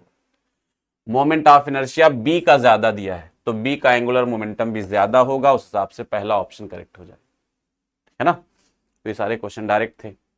अगले क्वेश्चन की तरफ चलते हैं। The angular speed of the wheel of a vehicle is increased from 20 to 60 rpm in 5 seconds। Angular acceleration क्या होगा। ये मामूली क्वेश्चन है, लेकिन पहले वाले इसके 2 टेस्ट पहले ये दिया था क्वेश्चन हमने, तो ज्यादातर लोगों ने यूनिट में गलती करी थी, इसलिए दोबारा दिया है ये क्वेश्चन, अब गलती ना हो। सीधा अल्फा निकालना है। अल्फा होता है net change in angular velocity upon total time taken. Angular velocity है 20 से 60 हो गई, तो 60 - 20, लेकिन ये आरपीएम है। आरपीएम को जब रेडियन पर सेकेंड में बदलते हैं, इसको ये रोटेशन पर मिनट या रिवोल्यूशन पर मिनट है, इसको रेडियन पर सेकेंड में बदलेंगे तो 2π/60 से डिवाइड करें, मल्टीप्लाई करेंगे, और टाइम दिया है 5 सेकेंड। 60 - 20 40 होगा, 40/5 करेंगे 8 आएगा, ये 8 × 2π/60 यानी 4π/15 रेडियन पर सेकेंड स्क्वायर, ये आंसर आ जाएगा। तो सही ऑप्शन होगा थर्ड वाला, है ना। ये यूनिट में गलती करी थी, अब ध्यान रखना आरपीएम जहां आएगा उसको 2π/60 से मल्टीप्लाई करेंगे तो वो रेडियन पर सेकेंड स्क्वायर आएगा। वैल्यू हर जगह रेडियन पर सेकेंड स्क्वायर में रखते हैं ओमेगा की, सॉरी रेडियन पर सेकेंड में, अल्फा है तो रेडियन पर सेकेंड स्क्वायर में रखेंगे। A rope is wound around a solid cylinder free to rotate about its axis। एक सॉलिड सिलेंडर है जो अपने एक्सिस के अबाउट रोटेट करने के लिए फ्री है, इसके चारों तरफ एक रस्सी को ऐसे लपेट के रखा गया है, ऐसे। मास इसका 3 kg है सिलेंडर का, सॉलिड सिलेंडर है, ये सॉलिड है तो उसको सॉलिड की तरह बना देते हैं, सॉलिड सिलेंडर है, मास 3 kg, और जो रेडियस इसकी है ये r, ये 40 सेंटीमीटर यानी 0.4 मीटर ले लेते हैं, मीटर में बदल लिया, 40 सेंटीमीटर दिया है तो 0.4 मीटर। रस्सी लटक रही होगी ऐसे करके ये। What is the angular acceleration of the cylinder if the rope is pulled with a force of 30 Newton. इस रोप पर एक 30 न्यूटन का फोर्स लगा दिया गया, ये जो फोर्स है यही टेंशन बन जाएगा। आपको पता है जब किसी रस्सी पर, किसी थ्रेड पर डायरेक्टली कोई फोर्स लगाते हैं तो वही फोर्स उसका टेंशन बन जाता है, तो ये टेंशन हो गया। वो टेंशन यहां भी ऐसे ही लगेगा, 30 न्यूटन। पूछ रहे हैं एंगुलर एक्सेलरेशन बता दो, टॉर्क का क्वेश्चन है सीधे। एंगुलर एक्सेलरेशन के लिए टॉर्क चाहिए, ये फोर्स इसके सेंटर के अबाउट टॉर्क क्रिएट करेगा, टॉर्क = I अल्फा से अल्फा निकल आएगा। अच्छा कहिए सर और कोई फोर्स तो होगा, और कोई फोर्स है ही नहीं यहाँ पर, और कोई फोर्स में mg आएगा, इसका अपना वेट सिलेंडर का, हिंज रिएक्शन आएंगे, ये सारे सेंटर से पास करेंगे, सेंटर के अबाउट इन सबका टॉर्क 0 हो जाएगा। जब कोई फोर्स डायरेक्टली एक्सिस से पास करता है तो उसका टॉर्क 0 होता है, तो सेंटर के अबाउट टॉर्क केवल t क्रिएट करेगा, t का टॉर्क होगा T × r, और ये होगा I into alpha. Torque equal to I alpha, जैसे F equal to M A वैसे torque equal to I alpha. Centre के अबाउट टॉर्क लिया है और तो सेंटर के अबाउट मोमेंट ऑफ इनर्शिया लेंगे, ये लिखेंगे। टॉर्क टेंशन 30 न्यूटन दिया है, रेडियस 0.4 है। मोमेंट ऑफ इनर्शिया सिलेंडर का होता है अपने एक्सिस के about half M R square into alpha. ये 30 इंटू 0.4, मास सिलेंडर का आपको दिया है 3 kg, रेडियस 0.4 है तो 0.4 का स्क्वायर इंटू अल्फा। 1.4 से 1.4 कट जाएगा, यहां से अल्फा सॉल्व हो जाएगा, निकाल लो कितना आएगा। ये 2 इधर आएगा, ये 3 से 3 कटेगा तो 10 बचेगा, 2 इधर आएगा तो 20 हो जाएगा, तो अल्फा आएगा 20/0.4, यानी ये आ जाएगा 50 रेडियन पर सेकेंड स्क्वायर। तो सही आंसर होगा 50 रेडियन पर सेकेंड स्क्वायर, यानी थर्ड ऑप्शन करेक्ट हो जाएगा, है ना। आगे बढ़ते हैं। The wavelength of an electron lambda p of and lambda p of a photon of same energy are, कह रहे हैं कि इलेक्ट्रॉन और एक फोटोन दोनों की एनर्जी सेम है, इसकी एनर्जी भी E है और फोटोन की एनर्जी भी E है, दोनों की एनर्जी E है। तो कह रहे हैं वेवलेंथ किसके प्रोपोर्शनल होगी। तो सिंपल है, जो फोटोन इलेक्ट्रॉन, जो फोटोन की वेवलेंथ होती है डी ब्रॉगली, वो तो सीधे सीधे hc/E होती है, E equal to hc by lambda तो लैम्डा इक्वल टू hc/E, ये पता है हम लोगों को। इलेक्ट्रॉन की वेवलेंथ का फॉर्मूला होगा h/√2me, ये होगा। इसको इक्वेशन 1 मान लेते हैं। हमें E हटाना है इक्वेशन से, तो इसका स्क्वायर कर दो, तभी तो प्रोपोर्शनल बना पाएंगे। तो ये आ जाएगा h²/2me, डिवाइड कर लो दोनों को, 1/2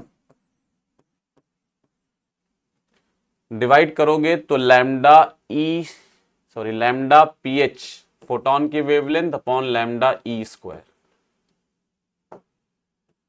डिवाइड करिए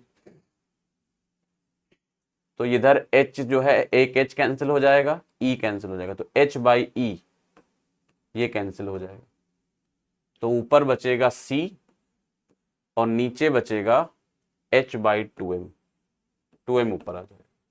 ये सब कांस्टेंट है, तो कह सकते हैं lambda pH proportional to lambda E square, वो सब कांस्टेंट हो जाएगा, M H C H सब कांस्टेंट है, तो ये इसके प्रोपोर्शनल। तो फोटोन की वेवलेंथ इलेक्ट्रॉन की वेवलेंथ के स्क्वायर के प्रोपोर्शनल होगी, तो सेकंड ऑप्शन करेक्ट हो जाएगा, है ना, सेकंड ऑप्शन। आगे बढ़ते हैं। A U tube with both ends open to the atmosphere is partially filled with oil which is immiscible with water is poured into one side until it stands at a distance of 10 millimeter above the water। कह रहे हैं कि you tube में water भरा हुआ था, फिर एक तरफ से ऑयल डाला गया, ऐसा ऑयल था जो वाटर में इमिसिबल है, मिक्स नहीं होता है, और जब ऐसा किया गया तो वो एक तरफ जो है 10 मिलीमीटर ऊपर तक भर गया, जैसा ये दिखाया गया है। वाटर का ये फाइनल वाटर लेवल है और उधर से ये 10 मिलीमीटर ऊपर तक भरा हुआ है, ये 10 मिलीमीटर ऊपर तक भरा हुआ है। Meanwhile, the water rises by 65 millimetre, water 65 millimetre rise कर जाता है from original level. Original level water का यहां था, ये इनिशियल लेवल है वाटर का, इनिशियल लेवल। यहां से वाटर 65 mm, ये दिखा गया आपको, 65 mm राइज कर गया। तो कह रहे हैं बताइए डेंसिटी ऑफ ऑयल क्या होगी। तो ये क्वेश्चन पढ़ने की जरूरत ही नहीं थी, यूट्यूब का क्वेश्चन हो, मैनोमीटर का क्वेश्चन हो, सीधा टॉप टू टॉप, इधर टॉप से इधर टॉप तक सीधा क्या लगा दोगे, किरचॉफ्स लॉ। जैसा किरचॉफ्स लॉ करंट इलेक्ट्रिसिटी में होता है वैसा फ्लूइड में भी होता है, आप सीधे लगा दो, सिखाया गया है क्लास में आपको। और वो ऑलवेज हर क्वेश्चन सॉल्व हो जाएगा। ये ट्यूब रेस्ट में ना होता है, किसी एक्सेलरेशन से जा रहा होता है, किसी लिफ्ट में रखा होता, कुछ भी होता, हॉरिजॉन्टल चल रहा होता, वर्टिकल चल रहा होता, इंक्लाइन प्लेन पे चल रहा होता, वो ऑलवेज एप्लीकेबल है, हमेशा लगा सकते हैं। ये तो बहुत आसान क्वेश्चन है, इसमें एक और काम कर सकते हैं, सेम लेवल पे दोनों लिम्स में सेम लेवल पे प्रेशर सेम होगा, लेकिन लिक्विड भी सेम होना चाहिए। तो जैसे ये वाली लाइन बनी, सब तो क्वेश्चन में उन्होंने बना के दे दिया है, आपको कुछ करना ही नहीं है। ये जो लाइन बनी हुई है, ये वाली लाइन देखो, सेम लेवल पर है दोनों साइड, और लिक्विड भी सेम, इधर भी वाटर है और यहां भी, इधर भी वाटर ही है, वाटर के सरफेस है। तो इस लेवल पे प्रेशर सेम करा दो, बस जो भी सॉल्व करना है वो सॉल्व हो जाएगा। बी का प्रेशर इक्वल टू सी का प्रेशर। सेम लेवल पर सेम लिक्विड में प्रेशर सेम होता है, सेम हॉरिजॉन्टल लेवल पर सेम लिक्विड में प्रेशर सेम होता है। तो P B equal to P C.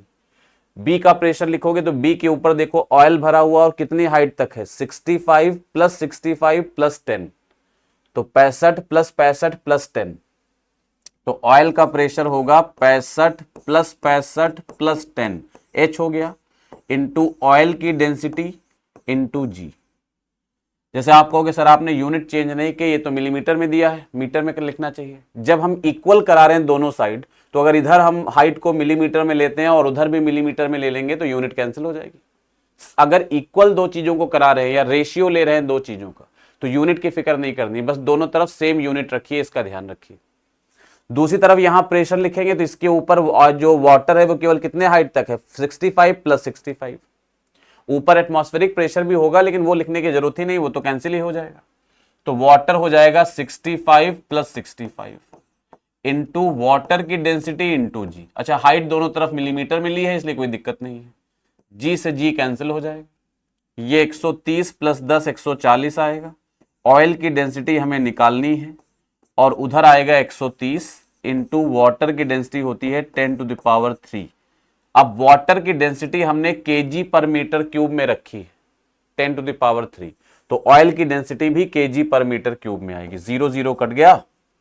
Oil की डेंसिटी यहां लिखे दे रहे हैं, ऑयल की डेंसिटी सॉल्व करेंगे तो ये आएगा 13/14 13/14 इंटू 10 की पावर 3 केजी पर metre cube.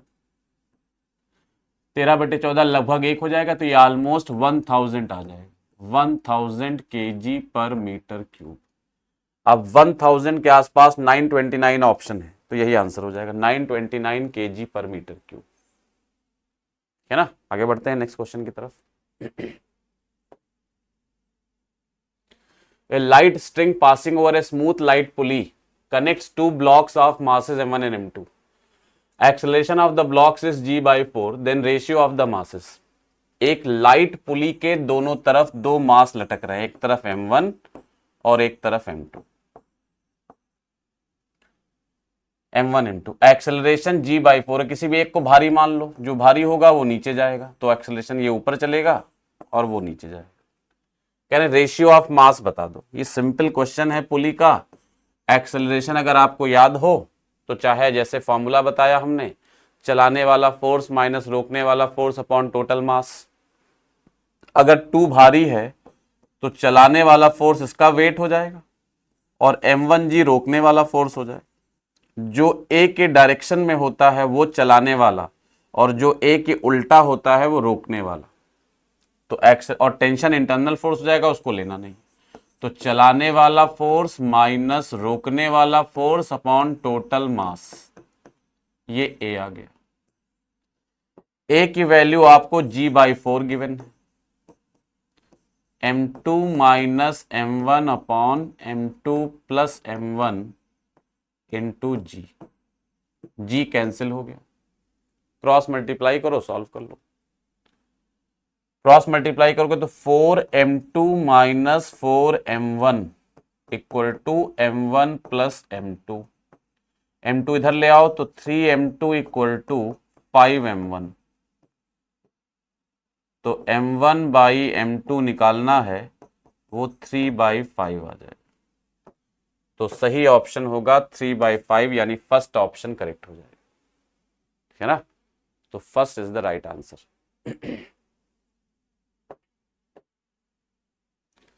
In the circuit shown, the barrier voltage of diode is 0.7. Barrier voltage VB 0.7 दिया हो। Match the physical quantities given in the list 1 to the results given in the list 2. Match करते हैं। पहले क्या निकालना, peak current. अच्छा, यहाँ जो ये AC का बना हुआ है कोई मतलब नहीं AC दिखाने से, जब उन्होंने उसको पीक वैल्यू दे दिया है, DC भी होता तो भी यही लगा होता 20 वोल्ट की बैटरी, कोई मतलब नहीं है, AC से कोई लेना देना नहीं है। पीक करंट निकालनी है तो पीक करंट होगा peak voltage, voltage of the circuit, circuit का वोल्टेज 20 है और आपको मालूम है फॉर्मूला कि जब डायोड फॉरवर्ड बायस में लगा होता है तो करंट होती है V0 minus VB upon circuit का टोटल रेजिस्टेंस। फॉरवर्ड बायस में डायोड लगा हुआ है तो ये होगा तभी करंट फ्लो होगी इस तरह से। तो V जो है वो आपको दिया 20 वोल्ट, VB आपको 0.7 दिया है, रेजिस्टेंस 10 ओम वो वाला डायोड वाला और 500 अलग, तो 510, ये आएगा 19.3 अपॉन 510। अब ये सॉल्व करोगे तो ये 37.5 40 से कम आएगा, सॉल्व कर लोगे 40 से कम तो ये 37.5 1 मैच करेगा, ए से 1 मैच करेगा। ए से 1 किसी ऑप्शन में नहीं दिया तो सारे ऑप्शन गलत हैं, ए से 1 ही मैच करेगा। Peak voltage at the end of the load, peak voltage at the ends of the load, load resistance में कितना पीक वोल्टेज होगा तो IR हो जाएगा सीधे। तो 37.5 को 500 से मल्टीप्लाई कर दो, 100 से करोगे तो 3750 आएगा। अच्छा, ये तो मिली एम्पियर में आया है करंट, 500 से मल्टीप्लाई करोगे तो ये आएगा 18.9 के आसपास, तो B से मैच करेगा 4। क्या कर रहे हैं, बात समझ में आ रही? इसका वोल्टेज पूछ रहे हैं क्या होगा, V equal to IR। I solve कर लिया है तुमने, 37.5 R से मल्टीप्लाई कर दो। I चूंकि मिली एम्पियर में आया है तो ये मिली वोल्ट आएगा, उसको 10⁻³ से मल्टीप्लाई कर दोगे वोल्ट में आ जाएगा, है ना। तो ये आ जाएगा 18.9 के आसपास। पीक करंट तो B से मैच करेगा 4, B से 4। Peak current if diode is ideal, ideal diode होगा तो इसका रेजिस्टेंस 0 हो जाएगा, रेजिस्टेंस 0 होगा तो पीक करंट हो जाएगी 20 माइनस 0.7, ये वोल्टेज हो गया और ये 0 हो जाएगा तो 500 कर देगी, तो 19.3 बाई 500 ये लगभग 40 आएगा, तो C से 2 मैच करेगा। फिर D ही अकेले बचा तो D से 3 मैच कर जाएगा। तो इसमें सारे ऑप्शन गलत हैं, पहला सही हो सकता है, D से 3 मैच कर रहा है, C से 2 मैच कर रहा है, पहला सही होगा लेकिन इसमें एक ऑप्शन गलत है, A से 1 मैच करेगा, A से 1, है ना, A से 1। आगे बढ़ते हैं नेक्स्ट क्वेश्चन की तरफ। The intensity of central bright fringe obtained in the interference pattern due to the two identical slit sources। Identical slit यानी आइडेंटिकल स्लिट्स का मतलब दोनों की इंटेंसिटी आपस में सेम थी, तो एक की अगर I डैश है तो दूसरे की भी क्या होगी, I डैश। और मैक्सिमम इंटेंसिटी जो ब्राइट फ्रिंज की इंटेंसिटी होती है वो मैक्सिमम है, वो I है। वैसे तो हमें याद होना चाहिए कि अगर दोनों स्लिट्स के लिए इंटेंसिटी सेम है, I डैश, तो मैक्सिमम इंटेंसिटी किसी एक की इंटेंसिटी के 4 गुना होती है, यानी 4I डैश होती है। और नहीं याद है अगर आपको तो सीधा ऐसे फॉर्मूला लगा दो, मैक्सिमम इंटेंसिटी होती है √I1 प्लस √I2 का होल स्क्वायर, ये होती है मैक्सिमम इंटेंसिटी। क्वेश्चन में आई दी, आई मैक्सिमम क्यों है, क्योंकि सेंट्रल फ्रिंज की है और सेंट्रल फ्रिंज ब्राइट फ्रिंज होती है तो उसकी इंटेंसिटी मैक्सिमम। √I1 भी I डैश है, इंटेंसिटी आइडेंटिकल I डैश माना हमने, √I2 भी I डैश होल स्क्वायर, तो I इक्वल टू क्या आ गया, 2√I डैश, स्क्वायर करोगे 4I डैश। ये याद रख लो इस चीज को आगे से कि अगर दोनों स्लिट्स के लिए इंटेंसिटी सेम है तो मैक्सिमम इंटेंसिटी किसी एक की इंटेंसिटी का 4 गुना होगी, है ना। तो I net equal to 4I dash, तो इससे I डैश किसी एक स्लिट की इंटेंसिटी सॉल्व होकर आ गई I/4। अब क्या कह रहे हैं, when one of the slits is closed, अब जब एक स्लिट को बंद कर दोगे आप कह रहे हैं एक स्लिट को बंद कर दिया गया, एक स्लिट को खत्म कर दिया गया, इसको बंद कर दिया गया, तो जब एक स्लिट को बंद कर दोगे तो पूछ रहे हैं बताओ इंटेंसिटी स्क्रीन पे कितनी मिलेगी या सेंट्रल मैक्सिमा की इंटेंसिटी कितनी होगी। तो जब एक स्लिट बंद कर दोगे तो इंटरफेरेंस होगा ही नहीं, तो यूनिफॉर्म लाइट मिलेगी पूरे स्क्रीन पे, फ्रिंज पैटर्न बनेंगे ही नहीं, फ्रिंजेस बनेंगे नहीं, तो हर जगह इंटेंसिटी सेम होगी। और इसकी आई डैश है, इसकी भी आई डैश थी, लेकिन इसको तो बंद कर दिया, तो हर जगह कितनी इंटेंसिटी पहुंचेगी, आई डैश। और आई डैश की वैल्यू क्या होगी, आई नॉट बाई 4। तो कह रहे हैं आई और आई डैश में रिलेशन बताइए। When one of the slit is closed, then the intensity at the same point is I naught, वो तो होगी I naught। कह रहे intensity at the same point is I not. कह रहे सब जब स्लिट को, एक स्लिट को क्लोज कर दिया तो कह रहे इंटेंसिटी आई नॉट है, आई नॉट है, और हमें मालूम है इंटेंसिटी होगी कितनी, आई डैश। इसी आई डैश को उन्होंने आई नॉट नाम दिया। समझ लो पूरी बात ढंग से। जब एक स्लिट को बंद कर देंगे इंटरफेरेंस होगा ही नहीं। अब जब इंटरफेरेंस होगा ही नहीं तो जो भी इंटेंसिटी आएगी यहां पर वो एक ही स्लिट की वजह से आएगी। एक स्लिट की इंटेंसिटी आई डैश थी, तो अब ये भी क्या होगी, आई डैश। इसी को क्वेश्चन वाले क्या कह रहे हैं, आई नॉट। तो पूछना आई नॉट और आई में रिलेशन बताओ। I dash equal to I naught आया और आई डैश की वैल्यू है आई बाई 4, तो I by 4 equal to I naught, यानी आई इक्वल टू आ जाएगा 4 आई नॉट। ये रिलेशन हो जाएगा। तो I equal to 4 I naught, यानी थर्ड ऑप्शन करेक्ट हो जाएगा, है ना। सिर्फ घुमा फिरा के बताया है, मामूली सी बात पूछी गई क्वेश्चन में, बस प्रेजेंट उन्होंने घुमा फिरा के किया। At what height from the surface of earth the gravitational potential and value of G are this. कह रहे हैं बताओ अर्थ के सरफेस से कितने हाइट पर, ये अर्थ हो गई, ये इसका रेडियस हो गया आर ई, ये हाइट हो गई। कह रहे हैं कितनी हाइट पर, यहां पर पोटेंशियल इतना होगा, नेगेटिव होता ही है अर्थ का पोटेंशियल, और एक्सेलरेशन ड्यू टू ग्रेविटी इतना होगा, यानी ग्रेविटेशनल फील्ड इंटेंसिटी इतनी होगी। कह रहे हैं कितने हाइट पर होगा। तो अब आंसर तो एक से भी आ सकता है, जो कि हमें पोटेंशियल का फॉर्मूला भी पता होता है, minus G M by R E plus H, और जी का फॉर्मूला भी पता होता है। लेकिन वो दोनों कह रहे हैं दोनों गिवन है, तो हम किसी एक से आंसर नहीं निकालेंगे, एक से गलती हो सकती है, हम दोनों का यूज करेंगे। पोटेंशियल का फॉर्मूला होता है minus G M E upon R E plus H, ये पोटेंशियल का फॉर्मूला होता है एच हाइट पर। कैसे, स्फेयर है, स्फेयर से बाहर अगर इलेक्ट्रोस्टैटिक्स होती तो पोटेंशियल पॉइंट चार्ज की तरह लिखते, तो क्या लिखते, 1/4 pi epsilon naught Q by R. Scalar quantity है पोटेंशियल, तो यहां पर 1/4 पाई एप्सिलॉन नॉट की जगह क्या आ जाएगा, माइनस जी, और क्यू की जगह तो मास आएगा, तो minus G M by R. अच्छा जी कितना होता है, जी यानी इलेक्ट्रिक फील्ड क्या होगा, 1/4 pi epsilon naught Q by R square. 1/4 pi epsilon naught की जगह जी, क्यू की जगह M E upon R E plus H का होल स्क्वायर। ये वेक्टर क्वांटिटी, इसमें माइनस नहीं लेना, डिवाइड कर दो दोनों। जी एम ई से जी एम ई कैंसिल हो गया, एक आर ई प्लस एच से एक are E plus H cancel हो गया, तो V बाई जी आया, ये आर ई प्लस एच ऊपर चला जाएगा, माइनस में बचेगा, तो minus are E plus H.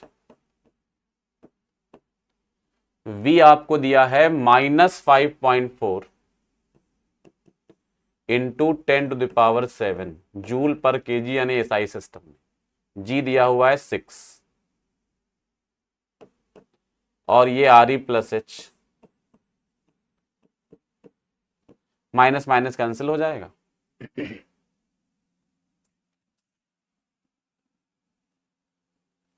6 से इसको डिवाइड कर दो तो ये 0.9 आएगा, तो 0.9 into 10⁻⁷ equal to R E plus H. ये मीटर में आएगा, ये 0.9 इंटू 10⁻⁷ मीटर में आएगा, तो अब इसको किलोमीटर में बदल लो, तो ये होगा 0.9 को 9 इंटू 10⁸ लिखेंगे, किलोमीटर में बदलोगे तो 9 इंटू 10⁵। ये 9 इंटू 10⁷ जब पूरा एसआई सिस्टम चल रहा है तो मीटर में होगा ना, या V की वैल्यू जूल पर केजी लिखी हुई है, तो ये जो आएगा, ये जो यूनिट आई है ये मीटर में आएगी, और रेडियस हमें किलोमीटर में पता होती है, तो इसको किलोमीटर में बदलो, तो 10⁻³ से डिवाइड करोगे तो 10⁻⁴ बचेगा, ये 3 बचेगा। ये इसको मीटर में बदलोगे, किलोमीटर में बदलोगे तो 10⁻³ से डिवाइड करोगे तो 10⁻⁴ बचेगा, इसको 9 कर दोगे तो 10⁻³ हो जाएगा। आर ई प्लस एच, ये 9000 है किलोमीटर, ये आर ई होगा 6400 किलोमीटर, तो एच भी किलोमीटर में सॉल्व होकर आएगा, और घटाओगे तो सीधे सीधे 2600 किलोमीटर आ जाएगा। तो आंसर आएगा 2600 किलोमीटर। ये समझ आ गई ना बात, क्या बताया? बी आपको जूल पर केजी में दिया है, जी आपको मीटर पर सेकंड स्क्वायर में दिया। सॉल्व करोगे तो ये जो सॉल्व होकर आया आर ई प्लस एच की वैल्यू किलोमीटर में आएगी ना। अब रेडियस तुम्हें किलोमीटर में पता होती है, तो इसको भी किलोमीटर में बदल दिया, तो ये इतने मीटर में लिखा था, ये चीज जो लिखी है ये मीटर में है, मीटर में, मीटर में। अब इसको किलोमीटर में बदलेंगे तो 10 की पावर 3 से डिवाइड कर देंगे तो 10 की पावर 4 बचेगा। ये 0.9 इंटू 10 की पावर 4 आया, उसको 9 इंटू 10 की पावर 3 लिख लेंगे, 9000 आ जाएगा। सॉल्व करेंगे तो 2600 आ जाएगा। ठीक है ना, आगे बढ़ते हैं, चेक करते जाइए।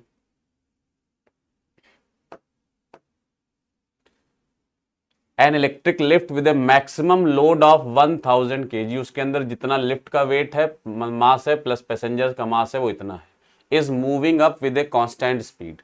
लिफ्ट कांस्टेंट स्पीड से ऊपर जा रही है और इसकी स्पीड कांस्टेंट है, कांस्टेंट स्पीड है। The frictional force opposing the motion is, जो फ्रिक्शनल फोर्स मोशन को अपोज कर रहा है वो 2000 न्यूटन है, और जो इसका वेट नीचे लग रहा होगा वो होगा 1000, लिफ्ट प्लस पैसेंजर मिलाकर 1000, तो 1000 इंटू जी करेंगे तो 10,000 आ जाएगा एम जी। 1000 मास है इंटू जी 10, तो 10,000 आ जाएगा, इतने न्यूटन। पूछ रहे हैं find the minimum power delivered by the motor to the lift, कितनी पावर डिलीवर हो रही, पावर निकालनी है। तो पावर निकालने के लिए जितना ये फोर्स मिलकर वर्क कर रहे होंगे वही तो पावर मिलेगी, तो पावर हो जाएगी सीधे सीधे फोर्स इंटू वेलोसिटी। फोर्स हो जाएगा ये 2000, ये 10,000 मिलाकर 12,000 न्यूटन, और वेलोसिटी आपको गिवन है 2 मीटर पर सेकेंड, तो पावर आ जाएगी 24,000 वॉट, यानी 24 किलोवाट। 24,000 दिया है, वॉट में पूछा गया है, तो आंसर हो जाएगा 24,000, 24,000 वॉट। है ना, आगे बढ़ते हैं नेक्स्ट क्वेश्चन की तरफ। The combination of gate shown represents, ये गेट क्या आप दिखा रहे हैं, कैसा गेट है ये तो देखो ये ए है, इनपुट गया, ये नॉट गेट से पास हुआ तो ये ए बार मिलेगा, इधर बी आएगा। ये और गेट है, ए और बार और बी दो इनपुट जाएंगे तो और में जो आउटपुट मिलेगा वो मिलेगा ए बार प्लस बी। इधर ये गया, इधर से ए आ रहा है, ये एंड गेट है, एंड गेट में दो इनपुट जा रहे हैं, एक ए जा रहा है और एक ए बार प्लस बी जा रहा है, तो जो आउटपुट मिलेगा इसका वो मिलेगा ए बार, ये एंड गेट है तो आउटपुट क्या होता है A bar dot A bar plus A, sorry A dot A bar plus B. Dot open करेंगे तो ये आएगा A dot A bar plus A dot B. A dot A bar 0 हो जाएगा, ये ए डॉट बी, यानी finally A dot B मिलेगा। और ए डॉट बी कौन सा गेट होता है, एंड गेट, तो सही आंसर होगा एंड गेट, यानी फर्स्ट ऑप्शन करेक्ट हो जाएगा। है ना, आगे बढ़ते हैं next question. The fundamental frequency in an open organ pipe is equal to fifth harmonic of a closed organ pipe।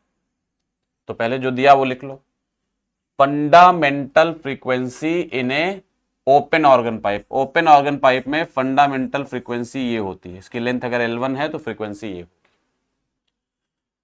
Is equal to the fifth harmonic of closed organ pipe. Closed organ pipe में frequency होती है fifth harmonic की ये 5V/4L। Fundamental होती है V/, याद रखो ऐसे, ओपन ऑर्गन पाइप की फंडामेंटल फ्रीक्वेंसी में V/2L होता है और क्लोज्ड में V/4L होता है। एक तो ये याद रखो। दूसरा याद रखो कि ओपन ऑर्गन पाइप में फंडामेंटल फ्रीक्वेंसी के सारे मल्टीपल्स, इवन ऑड, सारे हार्मोनिक्स प्रेजेंट होते हैं, first, second, third, fourth, fifth.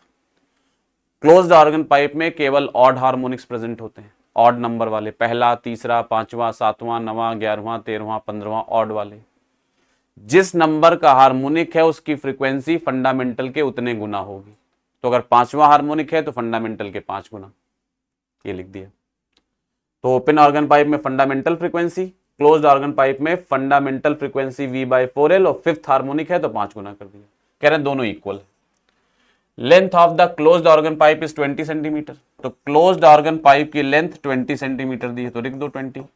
तो 5V/4 इंटू 20। अच्छा, ये सेंटीमीटर में लिखा है तो L1 भी सेंटीमीटर में आएगा, तो उसकी चिंता नहीं करनी है आपको। ओपन ऑर्गन पाइप की लेंथ पूछ रहे हैं, सीधा आंसर V से V कैंसिल हो जाएगा, क्रॉस मल्टीप्लाई करो तो 20 इंटू 4 यानी 80 लिख देते हैं सीधे। 80 equal to 5 into 10 L1। L1 सीधे सीधे आ गया 8 सेंटीमीटर। तो सही ऑप्शन होगा सेकंड वाला, 8 सेंटीमीटर, है ना। If force F, acceleration A and time T are chosen as the fundamental physical quantities, find the dimension of power। यानी अगर हम वैसे पावर को मास, लेंथ और टाइम को फंडामेंटल मानते हैं, लेकिन कह रहे हैं कि फोर्स, लेंथ और टाइम को फंडामेंटल मान लें तो पावर की डायमेंशन क्या होगी। तो सिंपल है, ऐसे क्वेश्चंस को करने का तरीका हम लिखेंगे, पावर को मान लेते हैं कि वो फोर्स के पावर A, एक्सेलरेशन की पावर B और टाइम की पावर C पे डिपेंड करता है। ऐसे बनता है। अब ABC निकालना है आपको। मतलब वो कह रहे हैं इनको, मतलब समझ लो सीधा सीधा क्वेश्चन क्या है, F, A और T, F फोर्स है, A एक्सेलरेशन है, T टाइम है ना। और कह रहे हैं इनके टर्म्स में तुम्हें पावर का फॉर्मूला बताना है, ये लिख देंगे। दोनों तरफ डायमेंशन लिखो। पावर की डायमेंशन आपको मालूम है, फोर्स अपॉन टाइम करेंगे, फोर्स की होती है, सॉरी वर्क अपॉन टाइम करेंगे, वर्क होता है MLT T-2, अपॉन टाइम करेंगे ये आ जाएगा। फोर्स का डायमेंशन होता है MLT-2, पावर A है तो A लगा देंगे। एक्सेलरेशन का डायमेंशन होता है LT-2, पावर B है तो B लगा देंगे। टाइम का डायमेंशन T होता है T⁻C। सबका अपना अपना डायमेंशन लिख देंगे। एक जैसे टर्म्स एक साथ इकट्ठा कर लो, तो ये ML2T-3 इधर तो सब इकट्ठा है ही, उधर इकट्ठा कर लो। ओपन कर दो तो M की पावर A हो जाएगा, M और कहीं है ही नहीं। L की पावर यहां से A आएगा और यहां से L की पावर B आएगा, दोनों जोड़ देंगे तो L की पावर बन जाएगा A+B। T की पावर यहां से -2A आएगा, यहां से -2B आएगा, यहां से C आएगा, तो T की पावर हो जाएगी -2A -2B +C। ये हो गया। जब M वाले सारे टर्म एक साथ इकट्ठा हो गए, L वाले एक साथ, T वाले एक साथ, तो पावर इक्वेट कर दो। M की पावर M के बराबर, L की पावर L के बराबर, T की पावर T के बराबर, इक्वेट करा दो। कराते हैं। M की पावर 1 है तो A तो सीधे सीधे 1 आ गया। L की पावर 2 है और इधर A+B है, इधर 1 थी M की पावर, इधर A थी तो A = 1। इधर L की पावर 2 है, इधर A+B है तो A+B = 2 आ गया। लेकिन A 1 था तो B भी 1 सॉल्व होकर आ गया। A 1 आ गया, B 1 आ गया। T की पावर इधर -3 है और उधर -2A -2B +C है, इक्वल कराओ तो -2A -2B +C = 3, -3। A की वैल्यू 1 है, B की वैल्यू 1 आ चुकी है, C की वैल्यू चाहिए। ये -2 B की वैल्यू 1 थी तो -2 -2 -4 + C = -3, तो C आ जाएगा 1, यानी तीनों की वैल्यू 1 आ गई। तो पावर का फॉर्मूला बन जाएगा पावर इक्वल टू या पावर प्रोपोर्शनल टू F की पावर A। इस वाले में ABC की वैल्यू रख दो, तो F की पावर A यानी 1, A की पावर B यानी A भी 1, T की पावर C यानी A भी 1, तो फॉर्मूला बन गया FAT। FAT, तो फर्स्ट ऑप्शन करेक्ट हो जाएगा, है ना, डायरेक्ट आ जाएगा। आगे बढ़ते हैं नेक्स्ट क्वेश्चन की तरफ। The momentum of an electron is changed by P। कह रहे हैं किसी इलेक्ट्रॉन के मोमेंटम में जो चेंज किया गया वो P से चेंज किया गया, तो delta P dash equal to P, ये चेंज इन मोमेंटम दिया है। Then the de Broglie wavelength associated with it changes by 0.25%। कह रहे हैं जब मोमेंटम में P चेंज करते हैं तो डी ब्रॉगली वेवलेंथ 0.25% से चेंज हो जाती है। डी ब्रॉगली वेवलेंथ का फॉर्मूला होता है h बाई पी। h तो हो गया कांस्टेंट, तो लैम्डा प्रोपोर्शनल टू p की power -1, delta lambda upon lambda equal to delta p upon p। Minus बाहर आएगा, लेकिन वो तो ये बताएगा कि मोमेंटम बढ़ाएंगे तो लैम्डा घटेगा, मोमेंटम घटाएंगे तो लैम्डा बढ़ेगा। माइनस की जरूरत नहीं, वैल्यू चाहिए तो हमने माइनस छोड़ दिया। परसेंटेज चेंज निकालना, 100 से मल्टीप्लाई कर दो। अब देखो क्वेश्चन में कह रहे हैं कि जब मोमेंटम में p का चेंज किया गया, ये p मोमेंटम नहीं, ये चेंज इन मोमेंटम है, तो वेवलेंथ में 0.25% का चेंज हुआ, यानी इस पूरे की वैल्यू 0.25% दी है, तो यहां लग दिया 0.25। चेंज इन मोमेंटम p दिया है, तो चेंज इन मोमेंटम की जगह p लिख दिया। ये इनिशियल मोमेंटम होता है, इसको p नॉट मान लेते हैं, वही निकालना है इनटू 100, तो पी नॉट सॉल्व हो जाएगा। पी नॉट कितना आ जाएगा, 100p बाई 0.25, यानी ये 400p आ जाएगा। तो इनिशियल मोमेंटम हो जाएगा 400p, यानी फोर्थ ऑप्शन करेक्ट हो जाएगा। चेक करते जाइए, फोर्थ ऑप्शन करेक्ट हो जाएगा, है ना। नेक्स्ट क्वेश्चन है, in full wave rectifier if the input frequency is 60 hertz then the output frequency। Half wave rectifier में फ्रीक्वेंसी चेंज नहीं होती, इनपुट 60 है तो आउटपुट भी 60 होगी हाफ वेव रेक्टिफायर में। फुल वेव रेक्टिफायर में फ्रीक्वेंसी डबल हो जाती है, तो हाफ वेव रेक्टिफायर में फ्रीक्वेंसी डज नॉट चेंज, और फुल वेव रेक्टिफायर में फ्रीक्वेंसी डबल हो जाती है। क्योंकि यहां फुल वेव रेक्टिफायर की बात कर रहे हैं, तो फुल वेव रेक्टिफायर में फ्रीक्वेंसी डबल हो जाएगी। डबल होने का मतलब है इनपुट 60 थी तो आउटपुट 120 आएगी, तो सही आंसर थर्ड वाला होगा, थर्ड ऑप्शन करेक्ट आंसर होगा, है ना। आगे बढ़ते हैं।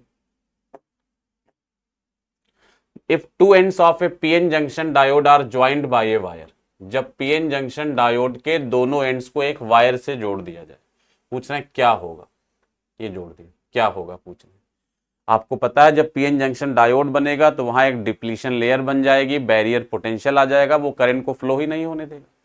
जब तक डायोड को फॉरवर्ड या रिवर्स बायस नहीं करेंगे, फॉरवर्ड बायस करेंगे तो फॉरवर्ड करंट आएगी, यानी मेजॉरिटी चार्ज कैरियर्स फ्लो करके करंट देंगे, और रिवर्स बायस करेंगे तो माइनॉरिटी कैरियर्स की वजह से थोड़ी बहुत करंट होगी। लेकिन रिवर्स बायसिंग बढ़ा देंगे तो ब्रेकडाउन हो जाएगा, और तब करंट एकदम से शूट अप कर जाएगी, और तब जेनर डायोड बन जाएगा। अगर जेनर ब्रेकडाउन हुआ है तो याद है ये सब कुछ।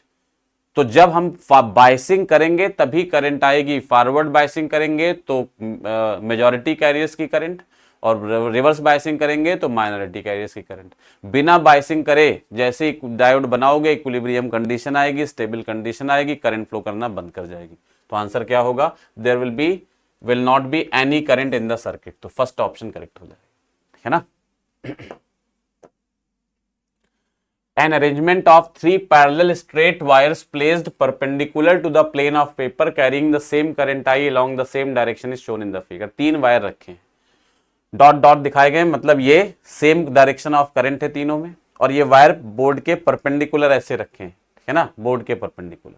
तीनों इनफाइनाइट वायर्स हैं, डिस्टेंस डी डी है और डी के बीच का एंगल 90 डिग्री है।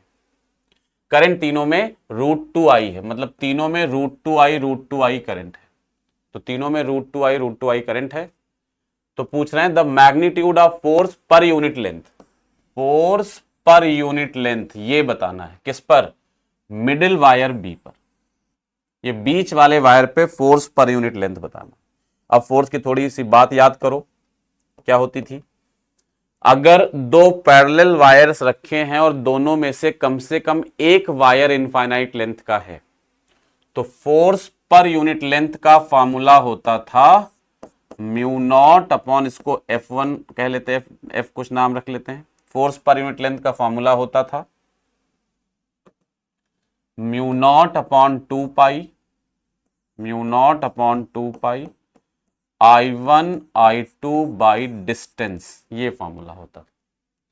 अगर वायर्स में करंट का डायरेक्शन सेम है तो अट्रैक्शन होता है, अपोजिट है तो रिपल्शन होता है। यहां जरूरत नहीं इन बातों की, बस रिवाइज करने के लिए बता रहे हैं। तो यहां पर अगर आप ध्यान से देखोगे तो करंट का डायरेक्शन सेम है तो अट्रैक्शन होगा। तो मिडिल वायर पे फोर्स निकालना, तो ये ए वाला वायर बी को अट्रैक्ट करेगा, फोर्स इस तरफ लगाएगा, सी वाला वायर भी बी को अट्रैक्ट करेगा, फोर्स इस तरफ लगाएगा। अच्छा, दोनों तरफ चूंकि आप देख रहे हो कि दोनों में करंट का डायरेक्शन सेम है, डिस्टेंस भी सेम है, तो फोर्स भी सेम होगा। जब दोनों का फोर्स सेम है तो जो नेट फोर्स आएगा वो बिल्कुल बीचों बीच में इस तरफ आएगा, और ये होगा अंडर रूट ए स्क्वायर प्लस बी स्क्वायर, यानी एफ रूट टू। और कितने एंगल पर होगा? 45 डिग्री के एंगल पे। ये सब पूछा नहीं गया क्वेश्चन में, इसकी जरूरत नहीं है, बस इसलिए बताया कि आपको पता हो। एफ रूट टू आंसर हो जाएगा। अब एफ रूट टू में वैल्यू रख दो, तो हम कहेंगे जो net force per unit length होगा वो एफ रूट टू होगा। एफ कितना है? म्यू नॉट बाई 2 पाई, मतलब जितना एक का फोर्स होगा उसके रूट 2 टाइम्स होगा, तो रूट 2 टाइम्स रखो। एक के फोर्स के मतलब एक वायर का जो फोर्स है उसके रूट 2 टाइम्स, और एक वायर का फोर्स कितना है? Mu naught by 2 pi I1 I2, I दिया है रूट 2 आई, तो root 2 I into root 2 I by D into root 2, I1 I2 रूट 2, रूट टू आई मल्टीप्लाई करोगे 2 आई स्क्वायर होगा, 2 से 2 कैंसिल हो जाएगा, तो रूट टू 2 कैंसिल हो गया। बचेगा क्या? म्यू नॉट बाई पाई बचा, नीचे ऊपर आई स्क्वायर बचा, बाई डी बचा, और साथ में ऊपर रूट 2 बचा। तो mu naught by pi I square by D root 2, तो mu naught by pi I square by D root 2, second option correct हो जाएगा, है ना। तो सही आंसर होगा 2 वाला ऑप्शन। अगला क्वेश्चन है, the effective capacitance of two capacitors are this and this when they are connected in series and parallel. कह रहे हैं जब सीरीज में कनेक्ट होते हैं तो कैपेसिटेंस 375 है। ये मान लो C1 C2 हैं, जब सीरीज में कनेक्टेड हैं तो इक्विवेलेंट कैपेसिटेंस होता है, आपको पता है C1 C2 upon C1 plus C2, वो 3.75। और जब पैरेलल में कनेक्टेड हैं, तो इक्विवेलेंट कैपेसिटेंस 16 माइक्रोफैरड है। फॉर्मूला लिख लो। पैरेलल में आपको पता है फॉर्मूला होता है C1 प्लस C2, यानी C1 प्लस C2 16 दिया है, एक इक्वेशन बन गई। सीरीज में होता है C1 C2 upon C1 plus C2, और ये आपको 3.75 दिया है। C1 प्लस C2 की वैल्यू 16 रख दो यहां पर, तो C1 C2 अपॉन 16, ये 3.75 आ गया। क्रॉस मल्टीप्लाई करेंगे तो C1 C2 आएगा 16 इंटू 3.75, सॉल्व करेंगे तो C1 C2 आएगा 60, ये सेकंड बन गया। दो इक्वेशन बन गई। C1 प्लस C2 16 है, C1 C2 60 है। अब सॉल्व करने में टाइम नहीं खर्चा करना, ऑप्शन से मैच कर लो, जिसके साथ मैच होगा वो सही हो जाएगा। यानी दोनों का सम 16 आना है, प्रोडक्ट 60 आना है। पहला ऑप्शन देखो, जोड़ोगे तो 10 प्लस 6 16 आएगा, मल्टीप्लाई करोगे 60 आएगा, यही आंसर हो गया। इसमें जोड़ने पे 16 आ रहा है लेकिन मल्टीप्लाई करने पे 60 नहीं आ रहा। इसमें जोड़ने पे 16 आ रहा है लेकिन मल्टीप्लाई करने पे 48 आ रहा है। इसमें जोड़ने पे और घटाने पे कुछ भी 16 नहीं आएगा, तो ये गलत है। तो पहला ऑप्शन करेक्ट हो जाएगा, है ना। आगे बढ़ते हैं। इन YDAC D 1 मिलीमीटर है, लैम्डा 500 है, D 1 मीटर है। How many bright fringes are formed in 1 centimetre. 1 centimetre में कितनी फ्रिंजेस बनेंगे ये पूछ रहे हैं। कितनी फ्रिंजेस 1 सेंटीमीटर लंबाई में कितनी फ्रिंजेस बनेंगे ये पूछ रहे हैं। तो एक फ्रिंज की मोटाई निकालो क्या होगी। ये तो वो वाला क्वेश्चन हुआ कि जैसे मान लो एक बॉक्स 10 सेंटीमीटर जगह घेरता है, तो बताओ 50 सेंटीमीटर में कितने बॉक्स आ जाएंगे। तो 50 में 50/10 कर देंगे, जितना लेंथ है उसको एक बॉक्स की मोटाई से डिवाइड कर देंगे, वही तो करेंगे। तो बीटा आएगा D लैम्डा बाई डी, इसको करोगे तो D होगा 1 मीटर, लैम्डा दिया है 500 नैनोमीटर, तो 500 इंटू 10⁻⁻9 किया तो ये भी मीटर में आ गया। स्मॉल d दिया है 1 मिलीमीटर, तो ये 1 इंटू 10⁻³ किया तो ये भी मीटर में आ गया। सॉल्व करेंगे तो मीटर में जो लेंथ आ जाएगी वो आएगी 5 इंटू, ये ऊपर जाएगा +3 तो -6 + 2 -4, 5 इंटू 10⁻⁻4 मीटर। इसको सेंटीमीटर में बदलेंगे तो 5 इंटू 10⁻⁻2 सेंटीमीटर यानी 0.05 सेंटीमीटर। ये सेंटीमीटर में एक फ्रिंज की मोटाई इतनी आ गई, एक फ्रिंज की मोटाई निकल आई। अब पूछ रहा है 1 सेंटीमीटर में कितनी फ्रिंजेस होंगी, तो नंबर ऑफ फ्रिंजेस क्या होंगी, जितनी लेंथ दी है अपॉन एक फ्रिंज की मोटाई। लेंथ दी है 1 सेंटीमीटर और एक फ्रिंज की मोटाई है 0.05 सेंटीमीटर। पॉइंट हटाएंगे 0 बढ़ेगा तो ये 100/5 बन जाएगा, यानी 20 फ्रिंजेस आ जाएंगे। सही ऑप्शन हो जाएगा 20। वो पूछ रहे हैं 1 सेंटीमीटर में कितनी फ्रिंजेस बनेंगी, तो फ्रिंजेस की संख्या हो जाएगी 20, 20 फ्रिंजेस। आगे बढ़ते हैं, चेक करते जाइए। 3 charges plus Q are placed at the corners of an equilateral triangle. 3 charges एक इक्विलेटरल ट्राइंगल के कॉर्नर पे रखे हैं जिसकी लेंथ 2a है, तो इसकी side length 2a। D and E are the mid points of BC and CA। D जो है इसका मिड पॉइंट है, मतलब ये A तो ये भी A, ये A तो ये भी A, ये दिया हुआ। The work done in taking a charge Q from D to E। एक चार्ज Q को D से E ले जाना है, वर्क डन बताइए। तो पहले फॉर्मेट समझो क्वेश्चन का। किसी भी चार्ज को कहीं से कहीं ले जाने में जो वर्क होता है, that work is defined as Q into delta V। किसी चार्ज को जो कोई एजेंट, जो कोई मशीन, जो कोई एक्सटर्नल एजेंट चार्ज को लेकर जा रहा है, उसका वर्क होता है जिस चार्ज को ले जा रहे हैं मल्टीप्लाइड बाई जहां से जहां ले जा रहे हैं वो पोटेंशियल डिफरेंस। तो कहां से कहां ले जा रहे हैं, डी से ई, तो VD VE minus VD, final minus initial. अच्छा ये देखो तुम, तीनों कॉर्नर पे चार्जेस आइडेंटिकल रखे हैं, तो यहां तीनों कॉर्नर पे यहां भी प्लस क्यू चार्ज रखा है, यहां भी प्लस क्यू चार्ज रखा है और यहां भी प्लस क्यू चार्ज रखा है। तीनों कॉर्नर्स पे चार्जेस आइडेंटिकल रखे हैं। तो आप बताओ, जब आइडेंटिकल चार्जेस रखे हैं तो उनकी वजह से जितना पोटेंशियल डी पर आएगा उतना ही ई पर आएगा। सिमिट्री है भाई, ट्राइंगल सिमेट्रिकल है यानी इक्विलेटरल है, चार्जेस सारे सिमेट्रिकल हैं यानी सेम है, साइन सबका सेम है, डी और ई पॉइंट सिमेट्रिकल हैं, दोनों मिड पॉइंट्स हैं। तो बताइए पोटेंशियल डी पर कितने लोग डी पे पोटेंशियल क्रिएट करेंगे, तीनों चार्ज, ई पर भी तीनों चार्ज। और आप देख सकते हो, निकाल के भी देख सकते हो, पोटेंशियल अगर निकालोगे तो सेम आएंगे डी और ई के। तो हम कहेंगे डी और ई का potential due to symmetry same हो जाएगा, और निकाल के चेक करना है तो कर सकते हो। तो वर्क डन कितना हो जाएगा, 0। निकालने की जरूरत ही नहीं, सिंपल है एकदम। अच्छा निकालना होता तो कैसे निकालते, तो जैसे इस डी पर निकालना है, इस क्यू से तो आसानी से लिख लोगे Q बाई ए, इस क्यू का Q बाई ए, लेकिन ये डिस्टेंस आपको पता होती है कितनी होती है, ये एंगल 60 डिग्री होगा, तो ये डिस्टेंस हो जाएगी a√3/2। इसका भी निकाल लेते है ना, तो तीनों का निकाल के लिखोगे सिमिलर आ जाएगा, तो जरूरत ही नहीं निकालने की, वर्क डन 0 हो जाएगा। तो सही ऑप्शन होगा 4th वाला।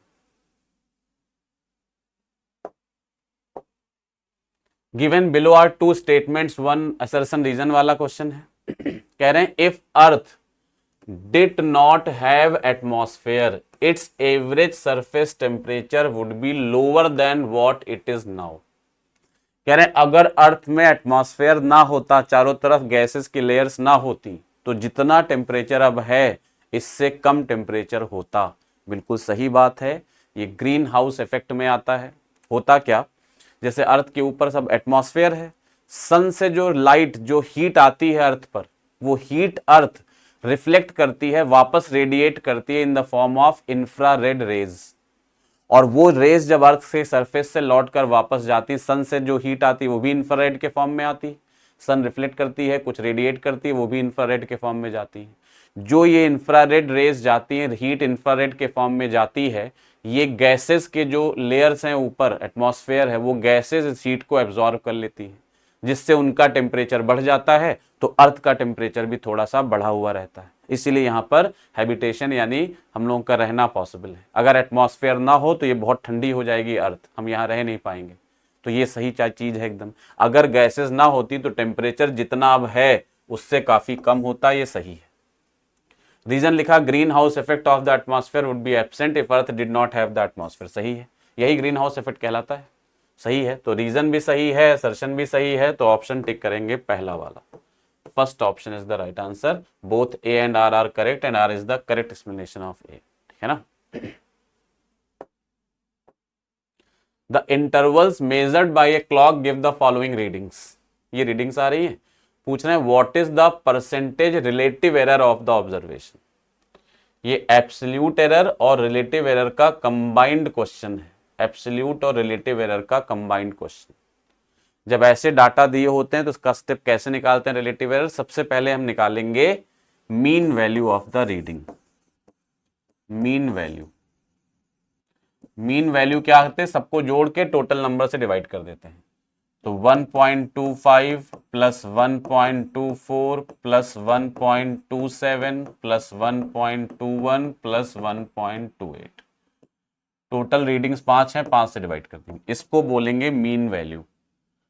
मीन वैल्यू ए बार मान लेते हैं, ए बार क्या आ जाएगा, ये जोड़ोगे तो 1.25 ही आएगा, तो 1.25 आ जाएगा मीन वैल्यू। अब हम निकालते हैं absolute errors in the reading, absolute errors in the reading. तो अब रीडिंग में एब्सोल्यूट एरर्स क्या होंगे? पहली रीडिंग में एब्सोल्यूट, सारे रीडिंग्स को और सबके एब्सोल्यूट एरर का मॉड वैल्यू निकालेंगे, मतलब हमें साइन से मतलब नहीं, मॉड वैल्यू चाहिए। तो जो एब्सोल्यूट एरर आएगा पहले में वो क्या होगा, ए बार में से सारी रीडिंग्स को घटा दो, ए बार माइनस पहली रीडिंग, ए बार 1.25 है और पहली रीडिंग भी 1.25 है, 0 आ जाए। वैसे ही दूसरे वाले का एब्सोल्यूट एरर निकालोगे, एब्सोल्यूट एरर घटाओ, तो ए बार में से दूसरी रीडिंग घटाओ, तो 1.25 में से 1.24 घटाएंगे, 1.25 माइनस 1.24, तो ये 0.01 आए। सिमिलरली डेल्टा ए3 निकालो, अपनी समझ गए क्या करना है। 1.25 में से 1.27 घटाएंगे तो ये माइनस का 0.02 आएगा, लेकिन हमें तो मॉड वैल्यू चाहिए तो 0.02।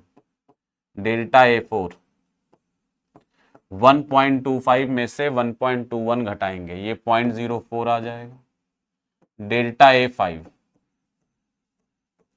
1.21 में से 1.28 घटाएंगे, मॉड लेंगे तो 0.03 आ जाए। सबका हमने एब्सोल्यूट एरर निकाल लिया। अब जैसे रीडिंग्स का मीन निकाला था, जैसे रीडिंग्स का मीन निकला था, वैसे एरर्स का मीन निकाल लें। एरर्स का मीन तो डेल्टा ए मीन, एरर का मीन, तो क्या करेंगे, सारे एरर्स को जोड़ेंगे, डेल्टा ए1 प्लस डेल्टा ए2 प्लस डेल्टा ए3 प्लस डेल्टा ए4 प्लस डेल्टा ए5, सारे एरर्स को जोड़ेंगे और 5 से भाग दे देंगे। 5 रीडिंग्स हैं टोटल, 5 से भाग दे देंगे, एरर्स का मीन निकालेंगे। जोड़ो सबको, तो पहला 0 था, दूसरा 0.01 था, 0.02 था, 0.04 था और 0.03 था। डिवाइड करेंगे 5 से, तो ये आएगा 4 3 7 2 9 1 10, 1 आ जाएगा, 1/5, यानी ये आ जाएगा 0.2। मीन एरर आ गया 0.2, 0.1/5।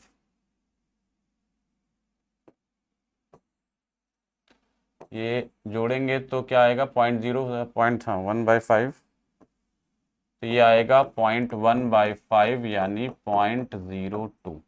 ये मीन एरर आ गया। अब रिलेटिव एरर क्या होता है, रिलेटिव एरर निकालना है, कलर बदल लेते हैं। रिलेटिव एरर होता है, रिलेटिव एरर इक्वल टू, वो क्या होगा, वो होता है mean error upon mean value into 100। Mean error 0.02 आया है, मीन वैल्यू थी 1.25 इंटू 100, तो ये 2/125 आएगा, 2/1.25 मतलब 200/125, 2/1.25 मतलब 200/125, तो 1.6 आ जाएगा। तो मीन एरर आ जाएगा 1.6, यानी ये रिलेटिव एरर आ जाएगा 1.6। परसेंटेज में लेना है, परसेंटेज एरर आ जाएगा इतना। ये relative error in percentage error हो जाएगा, ये परसेंटेज रिलेटिव एरर। अगर परसेंटेज ना निकालना होता तो 100 से मल्टीप्लाई ना करते, तो ये आंसर आ जाएगा। अगले क्वेश्चन की तरफ चलते हैं।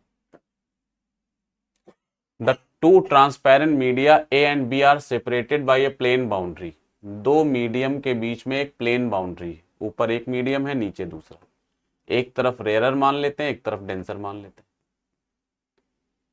दोनों में स्पीड दी है 1.5 इंटू इतने, आपको मालूम है डेंसर मीडियम में स्पीड कम होगी और रेयरर मीडियम में स्पीड ज्यादा, तो ये डेंसर मीडियम है इसमें स्पीड होगी v डेंसर 1.5 इंटू 10⁸ मीटर पर सेकेंड, और रेयरर मीडियम की स्पीड होगी 2 इंटू 10⁸ मीटर पर सेकेंड। डेंसर में स्पीड कम होती है, रेयरर में स्पीड ज्यादा होती है। पूछना है the critical angle, critical angle बता दो। अब क्रिटिकल एंगल एकदम सिंपल है, क्रिटिकल एंगल आपने पढ़ा है साइन थीटा सी, ये होता है 1/μ, लेकिन ये म्यू क्या होता है, म्यू होता है डेंसर का refractive index with respect to rarer, यानी ये μd/μr होता है, तो सीधा सीधा साइन थीटा सी आएगा μr/μd। अच्छा, जो स्पीड है, जो वेवलेंथ है, सब म्यू के इनवर्सली प्रोपोर्शनल होती है, speed proportional to 1/μ, wavelength proportional to 1/μ। तो अगर इसको स्पीड के फॉर्म में लिखें तो यही फॉर्मूला हो जाएगा vd/vr, अगर लैम्डा के फॉर्म में लिखते तो लैम्डा d/λ। अगर अपने आप लिख सकते हो तो बढ़िया है, वरना लिख लो इसी फॉर्म में, तो ये लिखाया भी है क्लास में हमने। तो साइन थीटा सी होता है μr/μd या vd/vr या लैम्डा vd/λ। डेंसर मीडियम में वेवलेंथ और वेलोसिटी दोनों कम होंगे as compare to that in rarer medium. अब हमें यहाँ कौन सा डाटा दिया, vd/vr का, तो साइन थीटा सी यहां से आ जाएगा, vd/vr के फॉर्म में आंसर चाहिए, तो vd/vr के फॉर्म में आंसर लाने के लिए हम लिखेंगे sine theta C equal to, ये वाला फॉर्मूला यूज करेंगे। डेंसर मीडियम की स्पीड है 1.5 इंटू 10⁸, और रेयरर मीडियम की स्पीड है 2 इंटू 10⁸। 10⁸ कैंसिल हो जाएगा, ये 1.5/2 आएगा, यानी ये 0.75 आ जाएगा, तो थीटा सी हो जाएगा, ये टेबल में तो होता नहीं है, तो साइन इनवर्स 0.75, ये आंसर हो जाएगा, साइन इनवर्स 0.75, यानी फर्स्ट ऑप्शन करेक्ट हो जाएगा, है ना। आगे बढ़ते हैं। Two particles are oscillating along two close parallel straight lines side by side with same frequency and amplitude. They pass each other moving in opposite direction. जब एक दूसरे से अपोजिट डायरेक्शन में पास हो रहे थे तो एक दूसरे से मिलते हैं, और कहां पर मिलते हैं, when their displacement is √3/2 times the amplitude। जब डिस्प्लेसमेंट एम्पलीट्यूड के √3/2 टाइम्स होता है तब वो मिलते हैं और अपोजिट डायरेक्शन में जा रहे होते हैं। तो पूछ रहे हैं फेज डिफरेंस बताओ, तो देखो आसान क्वेश्चन है, डायग्राम बनाते हैं। ये हो गया सर्कुलर मोशन को, सॉरी एसएचएम को सर्किल से देखते हैं हम लोग ऐसे, ये मीन पोजीशन है, ऑसिलेशन को हम वाई एक्सिस के लॉन्ग लेते थे ऐसे ऐसे, ये एक्सट्रीम पोजीशन हो गई, ये नेगेटिव एक्सट्रीम पोजीशन हो गई। कह रहे हैं जब ये मीन पोजीशन से a√3/2 डिस्टेंस पर है, यानी जो ऑसिलेटिंग पार्टिकल्स हैं वो यहां पर हैं, उनकी डिस्टेंस क्या है मीन पोजीशन से, a√3/2। तो अगर ऑसिलेटिंग पार्टिकल यहां पर है तो सर्कुलर मोशन वाला पार्टिकल कहां होगा, एक यहां कहीं होगा और एक यहां होगा। ऐसा क्यों हम दिखा रहे हैं समझो, एक इधर होगा, ऐसा क्यों कह रहे हैं एक उधर होगा एक इधर होगा, क्योंकि तभी तो ये एंटी क्लॉकवाइज घूमेगा, ऊपर जाएगा, तो इसका जो ये पार्टिकल है, इसको ग्रीन से ही बना देते हैं तो अच्छा समझ में आएगा, ये ग्रीन, तो ये ग्रीन वाला पार्टिकल किधर जाएगा, ऊपर, और ब्लू वाला जो है ये एंटी क्लॉकवाइज घूमेगा तो नीचे जाएगा, तो ब्लू वाला नीचे जाएगा, तो इसका जो ये पार्टिकल है ये भी नीचे जाएगा, तभी तो अपोजिट होंगे। तो कहना दोनों एक दूसरे से अपोजिट जा रहे हैं, तो इसका मतलब एक 1 है तो एक 2 है। सर्कुलर मोशन पे देखेंगे तो 1 और 2 आएंगे, और ऑसिलेटिंग पार्टिकल देखेंगे तो यहां होंगे। अब 1 एंटी क्लॉकवाइज ऊपर जाएगा तो ये भी ऊपर जाएगा, 2 एंटी क्लॉकवाइज नीचे जाएगा तो इसका ये भी नीचे जाएगा, ऐसे करके होंगे। अब फेज डिफरेंस बता दो। फेज डिफरेंस निकालने के लिए आपको पता है हम इनका ये बना लेंगे, ये पहले पार्टिकल का रेडियस हो गया, ये दूसरे पार्टिकल के लिए रेडियस हो गया। रेडियस का हम रेफरेंस लाइन के साथ एंगल ले लेते हैं। रेफरेंस लाइन आपको अच्छी तरह पता है, हम इसको कहते हैं, ये लाइन अपनी रेफरेंस लाइन होती है। इस लाइन के साथ हम एंगल लेते हैं, क्लॉकवाइज एंगल लेते हैं तो माइनस में, एंटी क्लॉकवाइज एंगल लेते हैं तो प्लस में, उसी को फेज कहते हैं। तो अब साफ साफ दिख रहा है, ये एंगल जो होगा ये निकालेंगे 60 डिग्री हो जाएगा। कैसे? यहां से देखो, sine theta equal to perpendicular upon hypotenuse. इस एंगल को अगर हम थीटा मान लें तो sine theta equal to perpendicular हो जाएगा a√3/2 और हाइपोटेन्यूज ए और ए कैंसिल हो गया। साइन थीटा √3/2 आया तो थीटा 60 डिग्री हो जाएगा, यानी ये एंगल 60 डिग्री होगा तो ये भी एंगल उसी तरह से 60 डिग्री हो जाएगा। आप कह रहे हैं फेज डिफरेंस बताओ, तो दोनों की रेडियस के बीच का जो एंगल होता है वही फेज डिफरेंस होता है। अब रेडियस के बीच में क्या एंगल बन रहा है, दिख रहा है आपको? रेडियस के बीच में ये वाला एंगल बन रहा है, ये वाला एंगल। ये जो एंगल है, दोनों के रेडियस के बीच का एंगल ही फेज डिफरेंस कहलाता है। और ये एंगल कितना है, इधर से भी ले सकते हैं और इधर से भी ले सकते हैं, जिस तरह से ऑप्शन मैच करेगा। तो इधर से लेंगे तो देखो पूरा सीधा एंगल 180, ये पूरा एंगल यहां से यहां तक कितना होगा 180, इतना 60 है, इतना 60 है तो 120 निकल गया, तो बीच का भी कितना बचेगा 60 डिग्री। यही कहलाएगा फेज डिफरेंस। रेडियन में लिख देंगे तो यही क्या बन जाएगा π/3, ये फेज डिफरेंस आ जाएगा। तो फेज डिफरेंस हो जाएगा π/3, यानी फोर्थ ऑप्शन करेक्ट हो जाएगा, है ना। Angular width of the central maxima in the Fraunhofer diffraction for lambda equal to this much is theta naught. Angular width of central maxima, central maxima की angular width diffraction में होती है 2 λ/d, और ये आपको थीटा नॉट गिवन है। Lambda की value 6000 है तो रख लेते हैं 6000 angstrom by D equal to theta naught, ये एक इक्वेशन बन गई। अब कह रहे हैं when the same slit is illuminated by another monochromatic light, light बदल दी गई, लाइट बदल देंगे तो वेवलेंथ बदल जाएगी। अब कह रहे हैं the angular width decreases by 30%, अब एंगुलर विड्थ पहले से 30% बढ़ गई। अब बताओ अगर एंगुलर विड्थ बढ़ गई है तो लैम्डा भी क्या होगा, बढ़ जाएगा, और बढ़ेगा तो आंसर हर हालत में, पहले 6000 एंगस्ट्रॉम था तो अब 6000 से ज्यादा आएगा। 6000 से ज्यादा तो कोई ऑप्शन दिया नहीं है। अच्छा डिक्रीजेस है, डिक्रीजेस घट गई है, तो जब एंगुलर विड्थ घट गई है तो लैम्डा भी घटेगा, तो 6000 से कम आंसर आएगा। 6000 से कम सारे हैं इसलिए करना पड़ेगा। तो अब एंगुलर विड्थ कितना घट गई, 30%, तो थीटा का 30% निकालो, तो थीटा का 30% होगा थीटा इंटू 30/100, यानी 3 θ/10। इतना घट गया तो बचा कितना, थीटा पहले था उसमें से 3 θ0/10 घटा दो, यही तो बचेगा। तो क्या बचेगा 7 θ0/10। 30% एंगुलर विड्थ घट गई तो बची कितनी, तो 30% घटा देंगे उसमें से, तो बचेगी 7 θ0/10। अब एंगुलर जो अब वेवलेंथ है वो लैम्डा डैश मान लेते हैं, वही निकालना है बाई डी, और ये हो गया 7 θ0/10। इक्वेशन 2 डिवाइड करना है, बस आंसर आ जाएगा। डिवाइड कर दो, जब भी एक ही तरह के दो डाटा दिए हमेशा डिवाइड ही करते हैं। 2/d कैंसिल हो गया, θ0 कैंसिल हो गया। LHS में बचा ऊपर 6000 और नीचे बचा लैम्डा डैश। RHS में बचा ऊपर 1 और नीचे 7/10, 10 ऊपर चला जाएगा 10/7, 0 0 कट गया, लैम्डा डैश आ गया सीधे सीधे 4200 एंगस्ट्रॉम। 4200 एंगस्ट्रॉम, यानी सेकेंड ऑप्शन करेक्ट हो जाएगा। तो सेकेंड ऑप्शन करेक्ट, ठीक है ना। अगले क्वेश्चन की तरफ चलते हैं। मैचिंग का क्वेश्चन है। इंट्रिंसिक सेमीकंडक्टर वो होता है जो प्योर होता है, तो नो इम्प्योरिटी, तो A से 4 मैच करेगा। A से 4 केवल सेकेंड ऑप्शन में है, दैट वही आंसर हो जाएगा, आगे पढ़ने की जरूरत ही नहीं है। सेकेंड ऑप्शन सही आंसर हो जाएगा।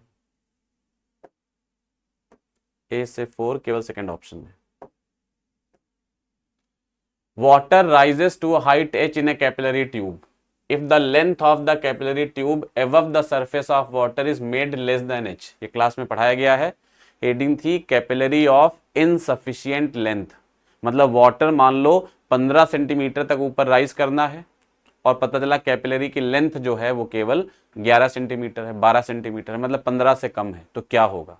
तो बताया था वाटर टॉप तक जाएगा, थोड़ी रेडियस को बढ़ा लेगा, रेडियस को बढ़ाने से हाइट कम हो जाएगी उसकी और ऐसे ही स्टेबल फॉर्म में रुका रहेगा गुलदस्ते की तरह। तो क्या कह रहा था कि इसमें कह रहे हैं water does not rise at all, गलत है। ज्यूरेंस लॉ क्या कहता है? ज्यूरेंस लॉ यानी ये बताया था कि जब भी इस तरह का केस आएगा तो H और R का प्रोडक्ट कांस्टेंट होगा, मतलब HR equal to H dash R dash. तो जैसे मान लो कैपिलरी की लेंथ H है और रेडियस R है, अब जब हाइट H डैश तक जाना है तो क्या करेगा, वो अपना रेडियस बढ़ा लेगा तो हाइट कम हो जाएगी। तो जैसे जहां तक कैपिलरी है वहां तक राइज करेगा लिक्विड, आगे कैपिलरी खत्म हो गई तो वहां पर अपना लिक्विड रेडियस क्या करेगा, बड़ा कर लेगा। H और R का प्रोडक्ट कांस्टेंट रहना है। तो जैसे H मान लो है 10 सेंटीमीटर लेकिन उसको जाना है 12 सेंटीमीटर तक, तो वो अपने रेडियस को बढ़ा लेगा, रेडियस बढ़ने से H की वैल्यू कम हो जाएगी, फिर स्टेबल फॉर्म में रुका रहेगा। तो आंसर क्या होगा? Water rises up to the tip of capillary then starts overflowing, कभी नहीं होता। Water rises up to top of the capillary tube and stays there without overflowing, third option correct हो जाएगा, है ना। तो सही ऑप्शन होगा थर्ड वाला। तो ये था आपका पेपर, इसको बढ़िया से देख लीजिए, कोई दिक्कत है डिस्कस करिए, कल मिलते हैं क्लास में, ठीक है ना। चलिए मिलते हैं फिर कल, थैंक यू।